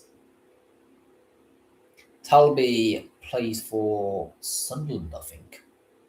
He's a unit. Yeah, El Murabet looks an absolute unit, and he also looks very similar to one of the other players which is already on the pitch. I was always a fifth in the same country. Well, no, it's because they got the dyed hair and the curly hair. Oh yeah. They got like.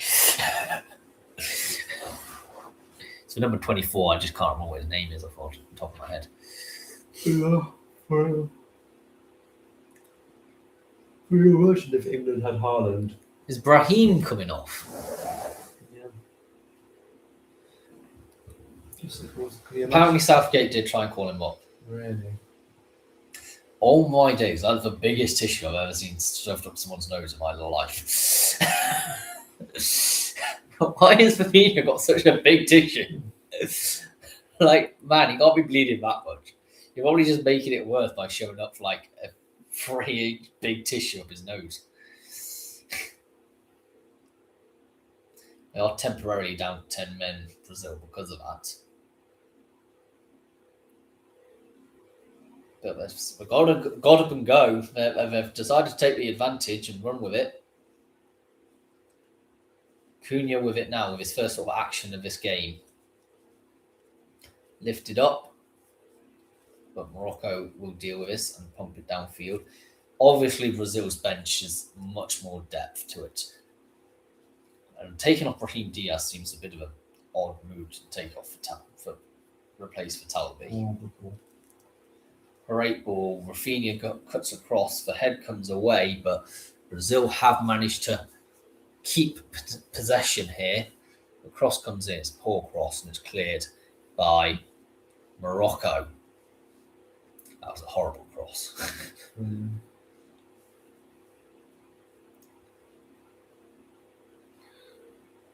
Welcome wins Vinicius Jr. I think this is the first. I'm not going to speak too soon, but I think this is the first time I've seen in this World Cup that a team actually decide to keep their stars on from a full game. Because for some reason, in every other game I've watched, they've all taken off their best players. In like every one of them.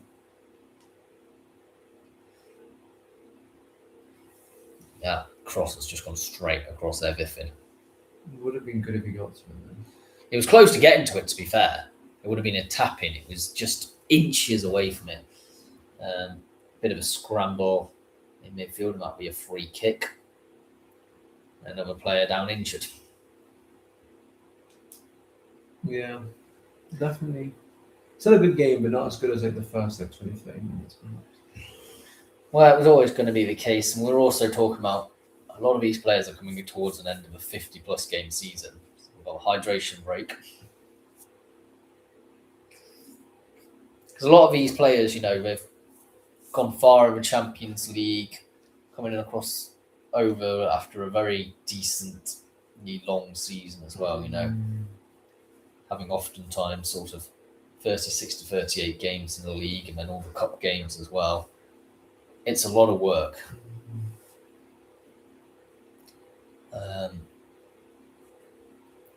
But that will always be the case with the World Cup, so I don't want to hear people complaining about it. And plus, if a player can be starting who is 40 plus years old, the question is that just going to happen in this World Cup, or is this a sustained pattern? I suspect because most of the players who are 35 plus are very much once in a generation talents of superb quality, which I don't think there's a lot of them until you get towards, the younger 20s. I can't think of many good players who are sort of between the ages of 28 and 32, which would last for another 4 to 8 years. Oh, I show speeds of the game. Well, I can understand him being at this one. Because this is actually a more entertaining one than the Qatar one. Look into my eyes. El Ayunui getting on a tactical advice.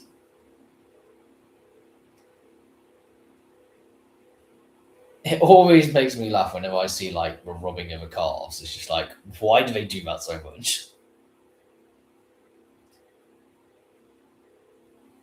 But look how like in the middle of nowhere that stadium is though. Yeah. Well, that's like a big thing though, right? That stadium. Yeah. Didn't that guy, I don't know if you saw, there was a guy on Instagram who was from Scotland who was like, nobody will tell me that I can't walk to a stadium. So he walked from like central New York to the stadium.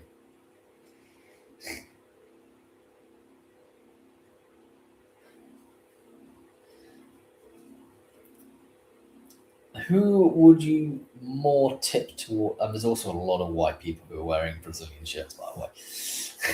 Not to be racist or anything, but I'm guaranteeing you. Well, Brazil has more white people in it, though. Do they?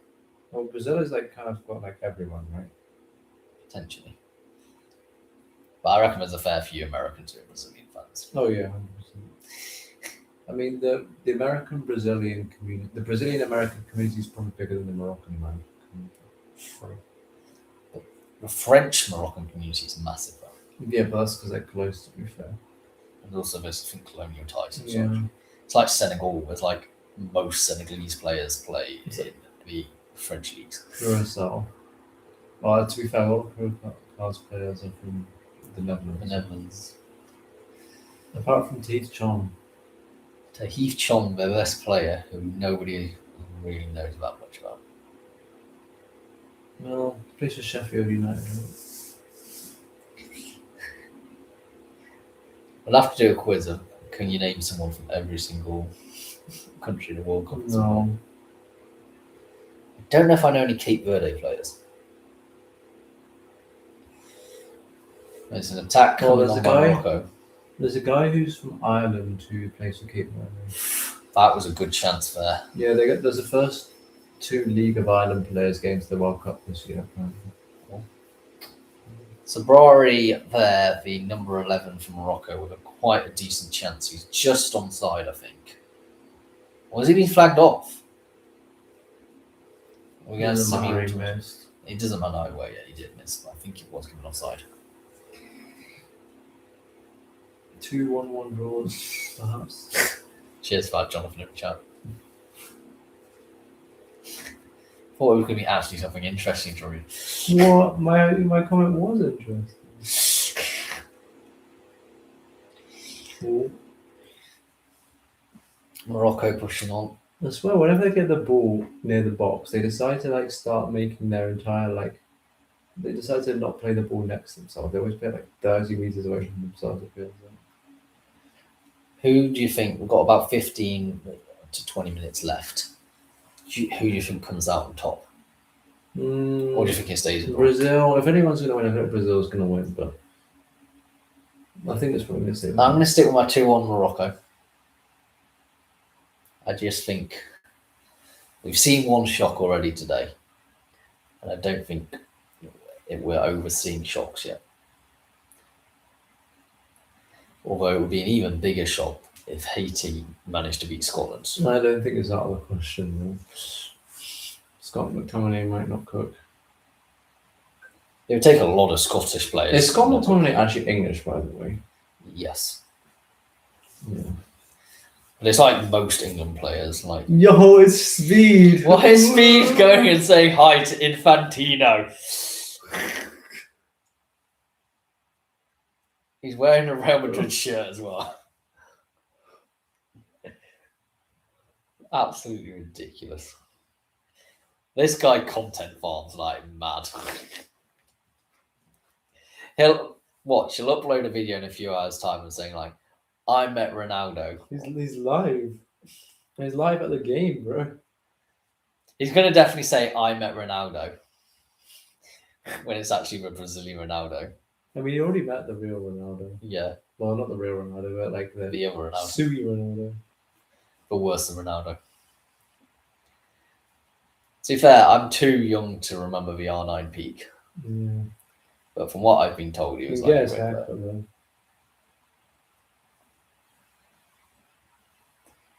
I also don't remember Is that if Kaka? Ronaldinho or Kaka. What? Who's that? No idea. Oh yeah. Everyone's in the chat spamming TV, TV, TV. Well, they all get the same channel, don't they? Yeah, it's one for you. Yeah. We just do one different commentators over the top. So wherever you are watching in the world, you'll be watching exactly the same footage that we get seen. Maybe not in North Korea. Yeah, maybe not in North Korea. I don't know if they've got licenses in North Korea. I don't know if they're allowed to watch YouTube in North Korea, to be fair. That's it. If you're North Korean, give us a subscribe and tell us how great Kim Jong-un is. Do you have any North Korean subscribers? I don't think so. I did get someone from the Netherlands commenting the other day. Oh, really? Yeah. I don't know. It was during my predictions video, which I actually said the Netherlands would reach the World Cup final. That's right. I think it'll be a Netherlands versus England World Cup final. Like, I legitimately think the Netherlands have actually got a good side. No, what's it called? I think the stream's delayed. Well, probably our stream is delayed as well, to be honest. And they're pushing on.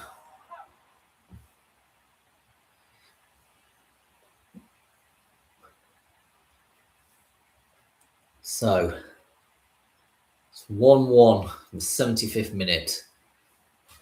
It's very much slowed down in this second half. That sort of intensity is really hard to. It's hard to keep for 90 minutes, to be fair. You are right.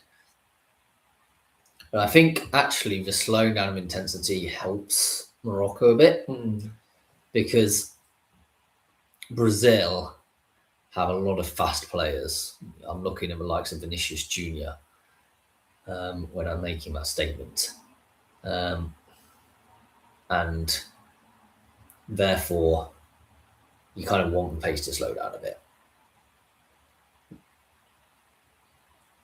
Gabriel's just got turned inside out there. Cross could come in here. Almighty. He'll pay that off as he deliberately as a feigned cross, but there was no way he meant to do that. The Moroccan fans on the near side there are, and that was also not where the throw was meant to be taken. That was ridiculous. I swear I've seen that several times this World Cup. I feel like it, to be fair, it's slightly further down the field, but still. It's a solid 10 yards further down the field.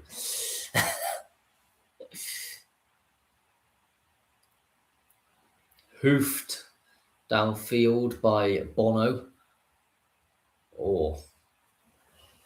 So you think, I still think Morocco can get something from this. It's end-to-end stuff. Vinicius will be attacking this, and it's a chance here straight at Bono, though. Rafinha's shot should have done better there. Yeah, I think Rafinha should have. Oh, he's gone down and injured there, Bono. Bro. Yeah. To be fair, he's slightly unnatural movement, isn't it?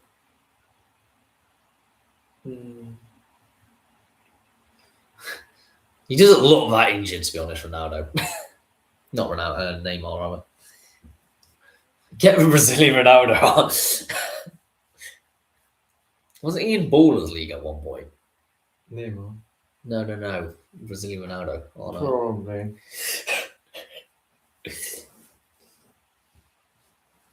Another hydration right now. Will be a substitute for Morocco.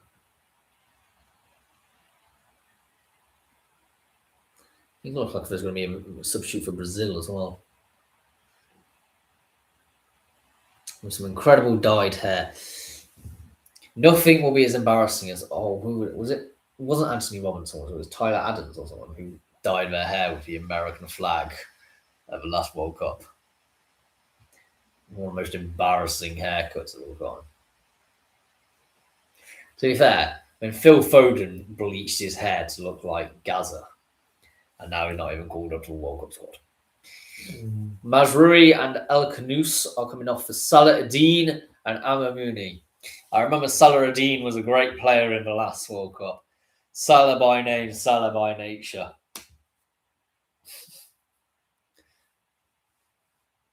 And a substitute for Brazil, as Bruno Guimaraes' day comes to an end and Danilo Santos comes on, number 18. Who's definitely giving Paul Pogba vibes with that haircut. Or like Nico Williams sort of vibes as well. Like, we're talking old school Paul Pogba when he had long hair.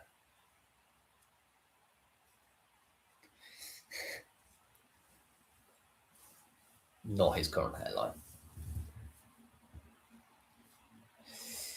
Long down the field it goes. Most teams just seem content to play out a draw, to be honest, at this point. There's not a lot of goal malfaction. Not going to lie.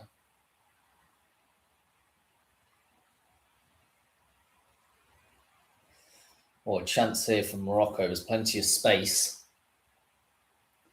Using the width quite nicely. Cross comes in. It's blocked behind. It will be a throw-in. Oh no, it's kept in.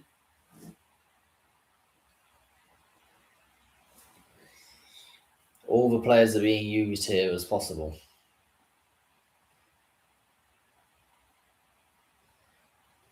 Oh, that's a loose ball and Brazil will come on a counter. It's going to be a big opportunity here for Brazil, I feel. They're just going to take it to the sides and do nothing with it.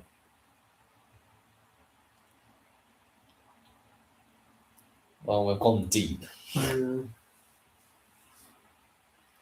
We are trying to do the cutting inside sort of thing. Stay on your feet. It's going to go behind for a corner, I think. Yeah.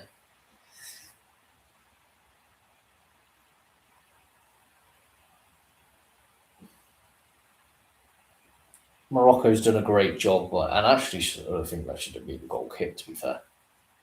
I thought Cunha touched it last. I'm trying to figure out, you know that they said that VAR was going to check for corners. I don't think I've yet to see that actually in action. But it may have been just them, because I think it has been overturned and given as a goal kick, which is the right move.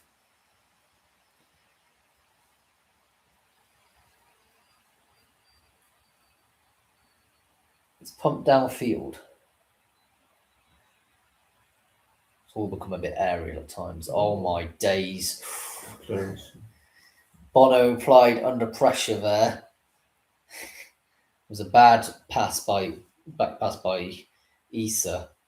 And Bono is again down, this time holding his shoulder. How's that happened?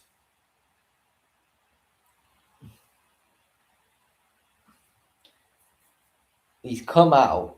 Rafinha's chasing him down. Or there has been a bit of an impact, but I don't. It's probably just a bit bruised.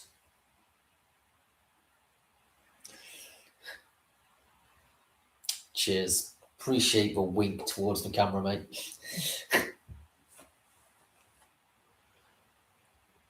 Well, this isn't good because the substitutes for the goalkeeping department in Morocco play in the Moroccan league. Which, let's face it, isn't the best department that you want to have an injury in.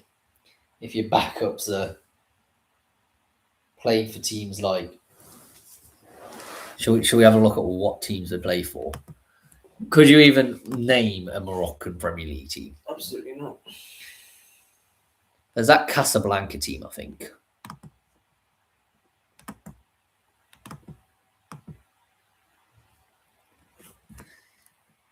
It does look bad, but apparently they're ranked 10th in the world rankings, by the way, Morocco. Crazy. There is RS Berkane, and AS Far are the two substitute goalkeepers. To be fair, Munir Mohammadi has made 53 appearances for his country, and Burkane did win the Batola Pro, which is the top Moroccan team, and I think he's probably going to be one which is warming up. The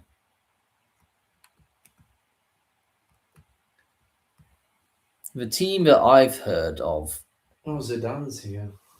Zinedine Zidane. I'm trying to remember which one it is. There's definitely a team that Wydad. I've heard of Wydad. Wydad Athletic Club. Is the best known for. No, it's like an actual athletic club. Yeah, they play in Casablanca. What's it called? I feel like there's not as much in Europe anymore. You have clubs which compete in multiple sports. Well, there used to be. I think there still is a lot in Eastern Europe. Yeah. I think Dinamo Zagreb's one. Technically, Real Madrid is, yeah. right? Real Madrid's basketball team's quite famous, I think. I'm not sure. An attack by Morocco is halted in the middle of the field. It could have been a great run there if it was going for it. We will have some lengthy stoppage time because of that goalkeeper injury. I would say at least 7, if not 8 minutes. Mm-hmm. Width is being used quite effectively.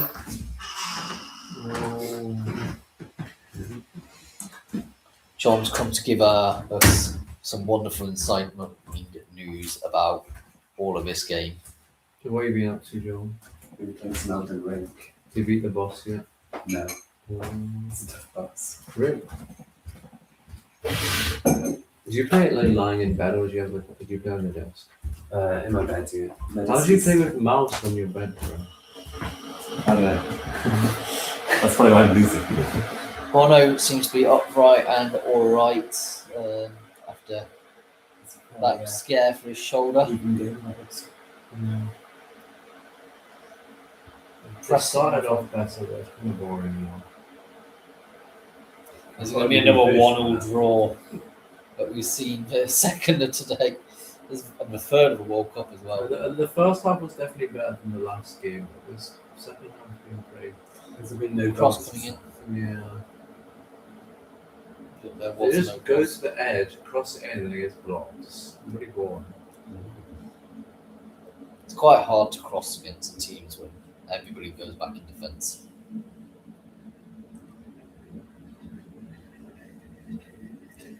In field. But it's so hard to break down certain teams at this point. Both teams got very resolute defence at the moment. And haven't really got a good centre forward, I would argue, either of them on the pitch. I think that's both of the team's problems. Like, they're both great at wing play, but they don't have great outfielders. Cross comes in. Oh, it's headed away. I think they're not quite on the same wavelength, because if they were, I think they could have potentially got a goal there.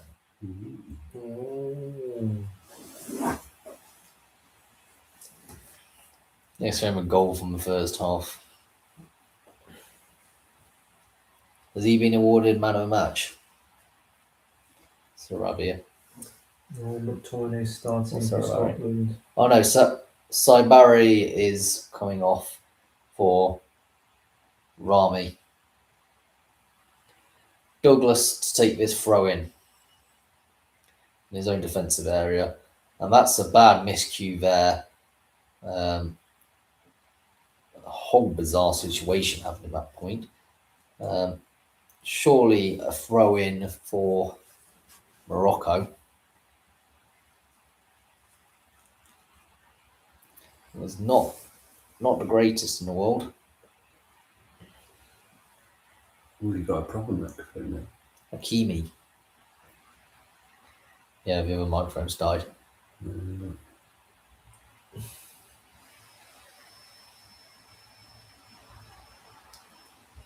referee's having stern words with someone.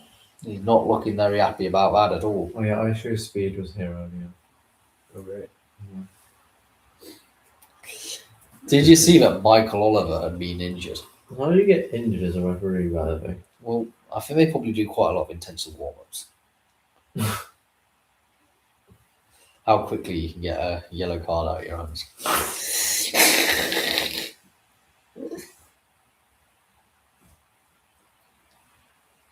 We can do more about warming up later. I don't want to.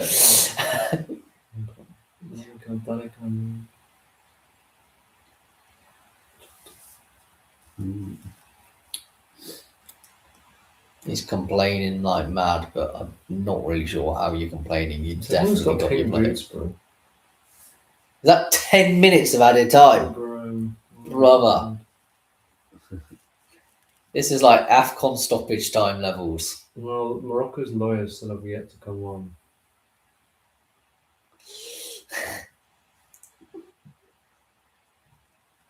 Are they as good as Abu Dhabi lawyers, man?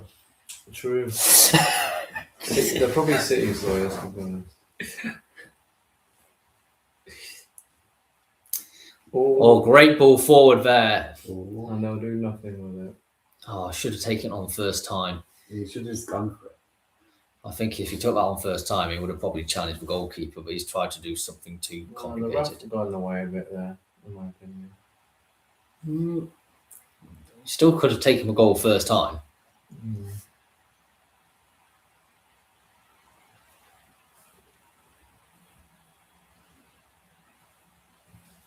This was always going to be a even matchup. Now they're actually trying again once it says 10 minutes left. Well, you have that final burst of energy, don't you? Yeah. That's going to go out for a goal kick. Vinicius didn't too much. Hakimi, angry. But it was a battle that everyone was going to talk about, wasn't it? Hakimi versus Vinicius and newcomer. I think Hakimi is right to be angry about that because I don't think that was a corner.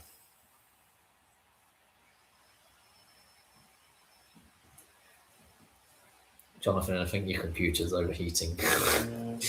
Show the screen. It's going my jumper. The go-to bowler UK Academy. It's not dying. It keeps like melting the prints. I'm going to wash it. I think it's just When is this corner going to be taken, man? Cunha eventually takes it. It's headed away. Goes back out to Cunha. I wouldn't have thought Cunha would have been the one taking the corner kick. How often do you have a number 9 taking a corner kick? Do you know when Harry Kane occasionally used to take him and everyone was just like, what are you doing? I don't know. To be fair, that was when we didn't have Trippier in the squad. Because Trippier, He's not a championship player, so... Well, he's talking about cancelling his contract that way. Really? Yeah, straight into the arms of Bono. Wait, really? Already? Yeah. Oh, because Rob Edwards is there. Well, I would not be surprised if this man ends up in the Saudi Pro League. Like, Trippier is just good at corners, and that's about it.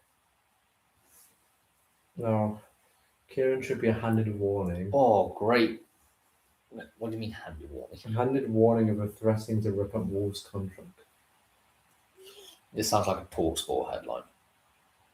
That was a TalkSport headline. Bro, that TalkSport headline about Rushworth was so ridiculous. Oh, Dooney.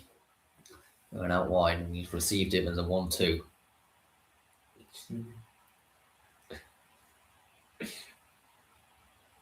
It was Billy.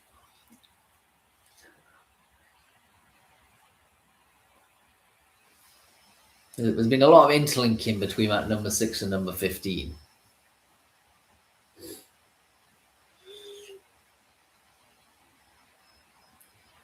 The thing is, right, there's been just no incisive passing. That's got to be a foul, though, surely. That's going to be a free kick, I think. I don't think it hurt that much, bro. Gabriel has just run straight into the back of him. He's been shot. He didn't even touch the head, though.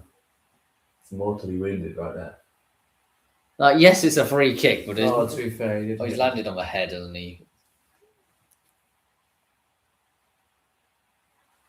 Wait, it's been given as a corner. Not sure about that. That's my neon green number. It's not a great kick. Why do you need a neon green number as well for like a goalkeeper? Morocco's kicked some nice.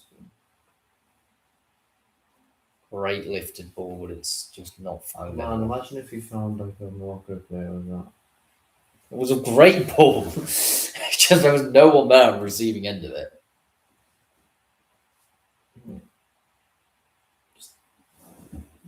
Just like the ball, man. Throwed me. There's too many Brazilian players just surrounding the people.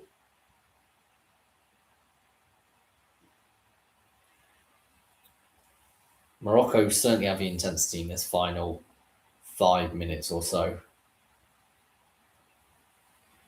I think if there is going to be a winner, it's going to be Morocco at this moment in time. But Brazil cut it out, but they can't get the counter going. And Morocco have it, and that'll be.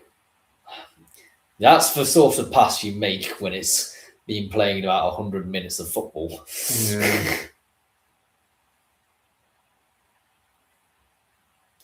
Mistakes start coming in at this time. Like, that's a poor header, but Morocco can't capitalise on that. That's going to be a free kick. Was it Fabinho again? I think his boot hurts.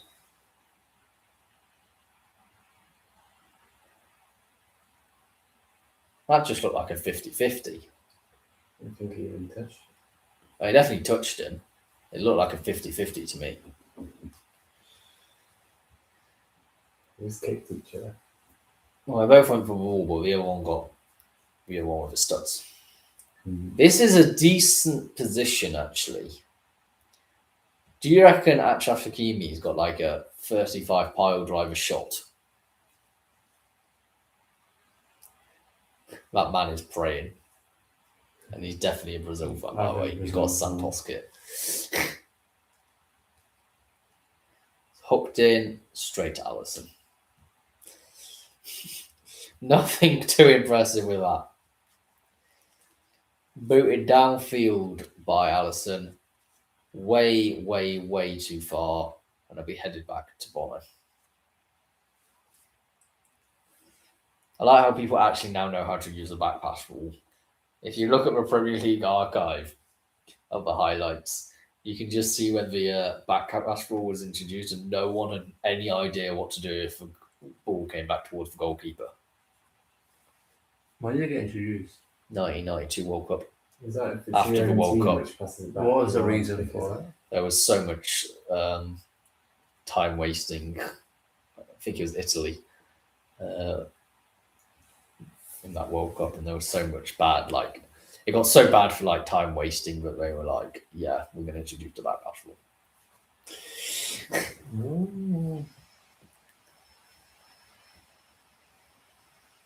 That'll be no foul given, despite the complaints of Vinicius Junior. And Morocco will come away with it. We've only got a couple of minutes, but there's still every chance of a last-minute goal. We obviously saw one against Qatar earlier on. Shot goes in, and it's saved by Alisson. Oh, the follow-up was so close there. That was almost incredible by the number 21. So the number 24 has taken a wonderful shot, but he's left Alisson scrambling. He doesn't catch it, and he just makes the second save, Alisson, there. That's a wonderful strike. I think it's actually potentially going wide, but he's had to punch it away, so that'll be a corner. I think the second save was better. Yeah. 99. 99. Hakimi. Take this. Lift it up. Wait, that's a bad corner. That was a really bad corner. The shot goes in, headed clear. Shot come past, I think. There's no way you have a shot of that position, right? Why would you go all the way back to your goalkeeper here? You have 20 seconds left, and you're passing it and faffing it around to your own goalkeeper. Boot it down the field. I think they're just playing for a goal. I don't think they care at this point. This is absolutely ridiculous. I'm not going to get anything in 10 seconds. Well, we would have been able to potentially do something in 30, but decided to keep it with a goalkeeper for the final half an hour. Right, that is full time. A 1-1 draw. I mean, it is late, but I will quickly go through the lineups. But Jonathan, quite rightfully, is going to go to bed. Church tomorrow. Allison on a 7.0. Oh, John, thanks for making my bed. Great saves in the towards the dying moments there. Really keeping Brazil in that game. So he's had 2 saves all game. Not a lot of goal malfactions, to be honest. Santos on a 7.2. 8 defensive contributions. 7 out of 9 ground duels won. Gabriel Magalhaes 7.1.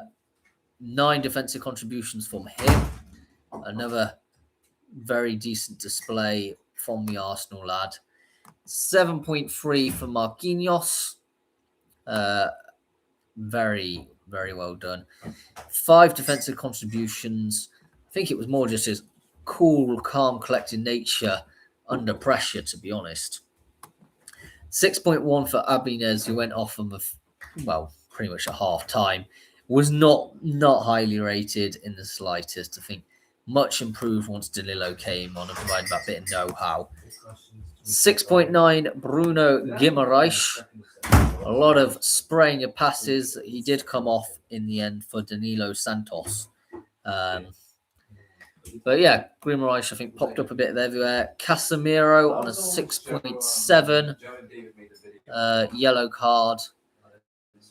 8.0 for Vinicius Jr., who has been marked as the man of the match. He had that beautiful goal. Words cannot describe how good that goal was. 2 key passes as well. But yes, it's far definitely his shooting. His one shot ended up with a goal. A very, very good player. Someone to keep your eye on, of course, for this World Cup. 6.6 for Rafinha. Very decent from the Barcelona man. 3 key passes. 2 out of the 4 crosses were accurate. Bit inconsistent at times and a bit drifting across the field. Similar case for Paqueta on a 6.9. Couldn't quite tell where his position was, to be honest. Most of his passes were to the left, but he was oftentimes ended up on the left. He came off on the 61st minute, about an hour mark for Matthias Cunha. 6.2 for Igor Thiago. Had nothing going from it. He had 2 shots, both ended up only 1 on target and missed a massive chance, really. On the bench, Danilo on a 6, who came on. Danilo 6.8. Fabinho 6.6. 6.8 for Cunha. 7.0 for Luis Enrique. I don't really recall him doing a great deal. So I'm not sure how he's quite ended up with a 7.0. And 6.4 for Danilo Santos.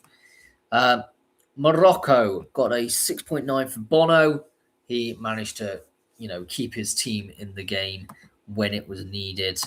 Had a grand total of 4 saves, 2 punches, and 1 successful run out. 7.1 for Hakimi. Definitely towards the better ends of players for Morocco.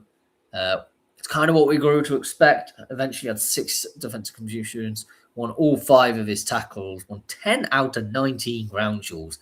A lot of ground duels he was involved with there for the PSG lad. But we also got to look how far forward he was a lot of the time. Oftentimes acting up as a second winger. 6.5 for Diop. He did have a bit of a mistake at one point. But other than that, I think fairly solid. 6.6 for Reed.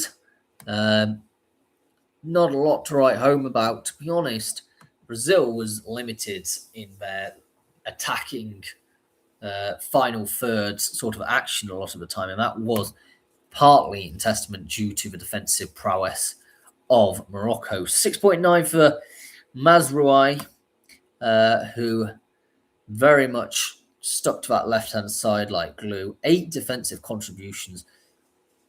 Arguably 6 out of 11 ground duels won as well. One of the better defensive players, I would argue, covering that area quite well, because it was often slanted towards the right-hand side. So when the left-hand side was under threat, the right-hand side was under threat, he'd often have to shift in field a bit. 6.9 El Anui, sprayed the balls quite a lot. 1 key pass, not a lot that he did, to be honest. 7.0 for Buardi, definitely grew into the game in that second half, if you ask me. Was involved in some crucial build-ups overall. 6.8 for Brahim Diaz. I thought it was better than that. He had a bit of a quiet game, I will say that, but he had that wonderful lofted ball. And, when he gets the ball, he has magic. But unfortunately, it was the case. He was just a bit too quiet this game. But he is a talented player. Uanahi on a 6.7, appearing, he just appeared all over the shop. And therefore, 2 key passes as well. Was an important key component in that side. 7.0 for El Canous. I really rated the ring quite highly, actually. A lot of successful passes there. 24 out of 27 passes were accurate. 7.6 though for Saibari, who will definitely go down as one of the better players on the pitch. Scored that wonderful chipped goal over Alisson's and had 3 shots. 2 of them were blocked as well. One of them was on target, which obviously resulted in a goal and was offside once as well. But he's an exciting player. I don't know a lot about Sabari, to be honest.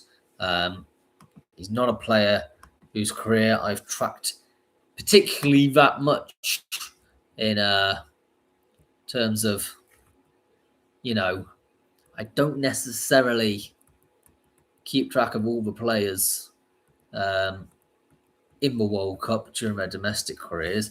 But if we were to look, he plays for, he's number 11. He's not a natural centre forward. He plays for PSV Eindhoven, interestingly, but not a natural centre forward. They actually have him as normally an attacking midfielder, but clearly plays slightly more forward for Morocco. For the substitutes, a 6.5 for Talabi, 6.6 for El Morabet, Salaradine on a 6.7, Ayub Ameyamouni on a 6.7, and Rahimi on a 6.5. Bang average substitutions, didn't make too much of a difference overall. Anyway, it is late. Please do subscribe if you're new around here. It takes a lot of energy, to stay up this late recording. It is oftentimes draining. So every subscriber will be hugely appreciated. I shall see you all at midnight in approximately 23 hours time for a game of Ivory Coast versus Ecuador. But have a good Sunday. I'll see you all in the next one. Goodbye for now.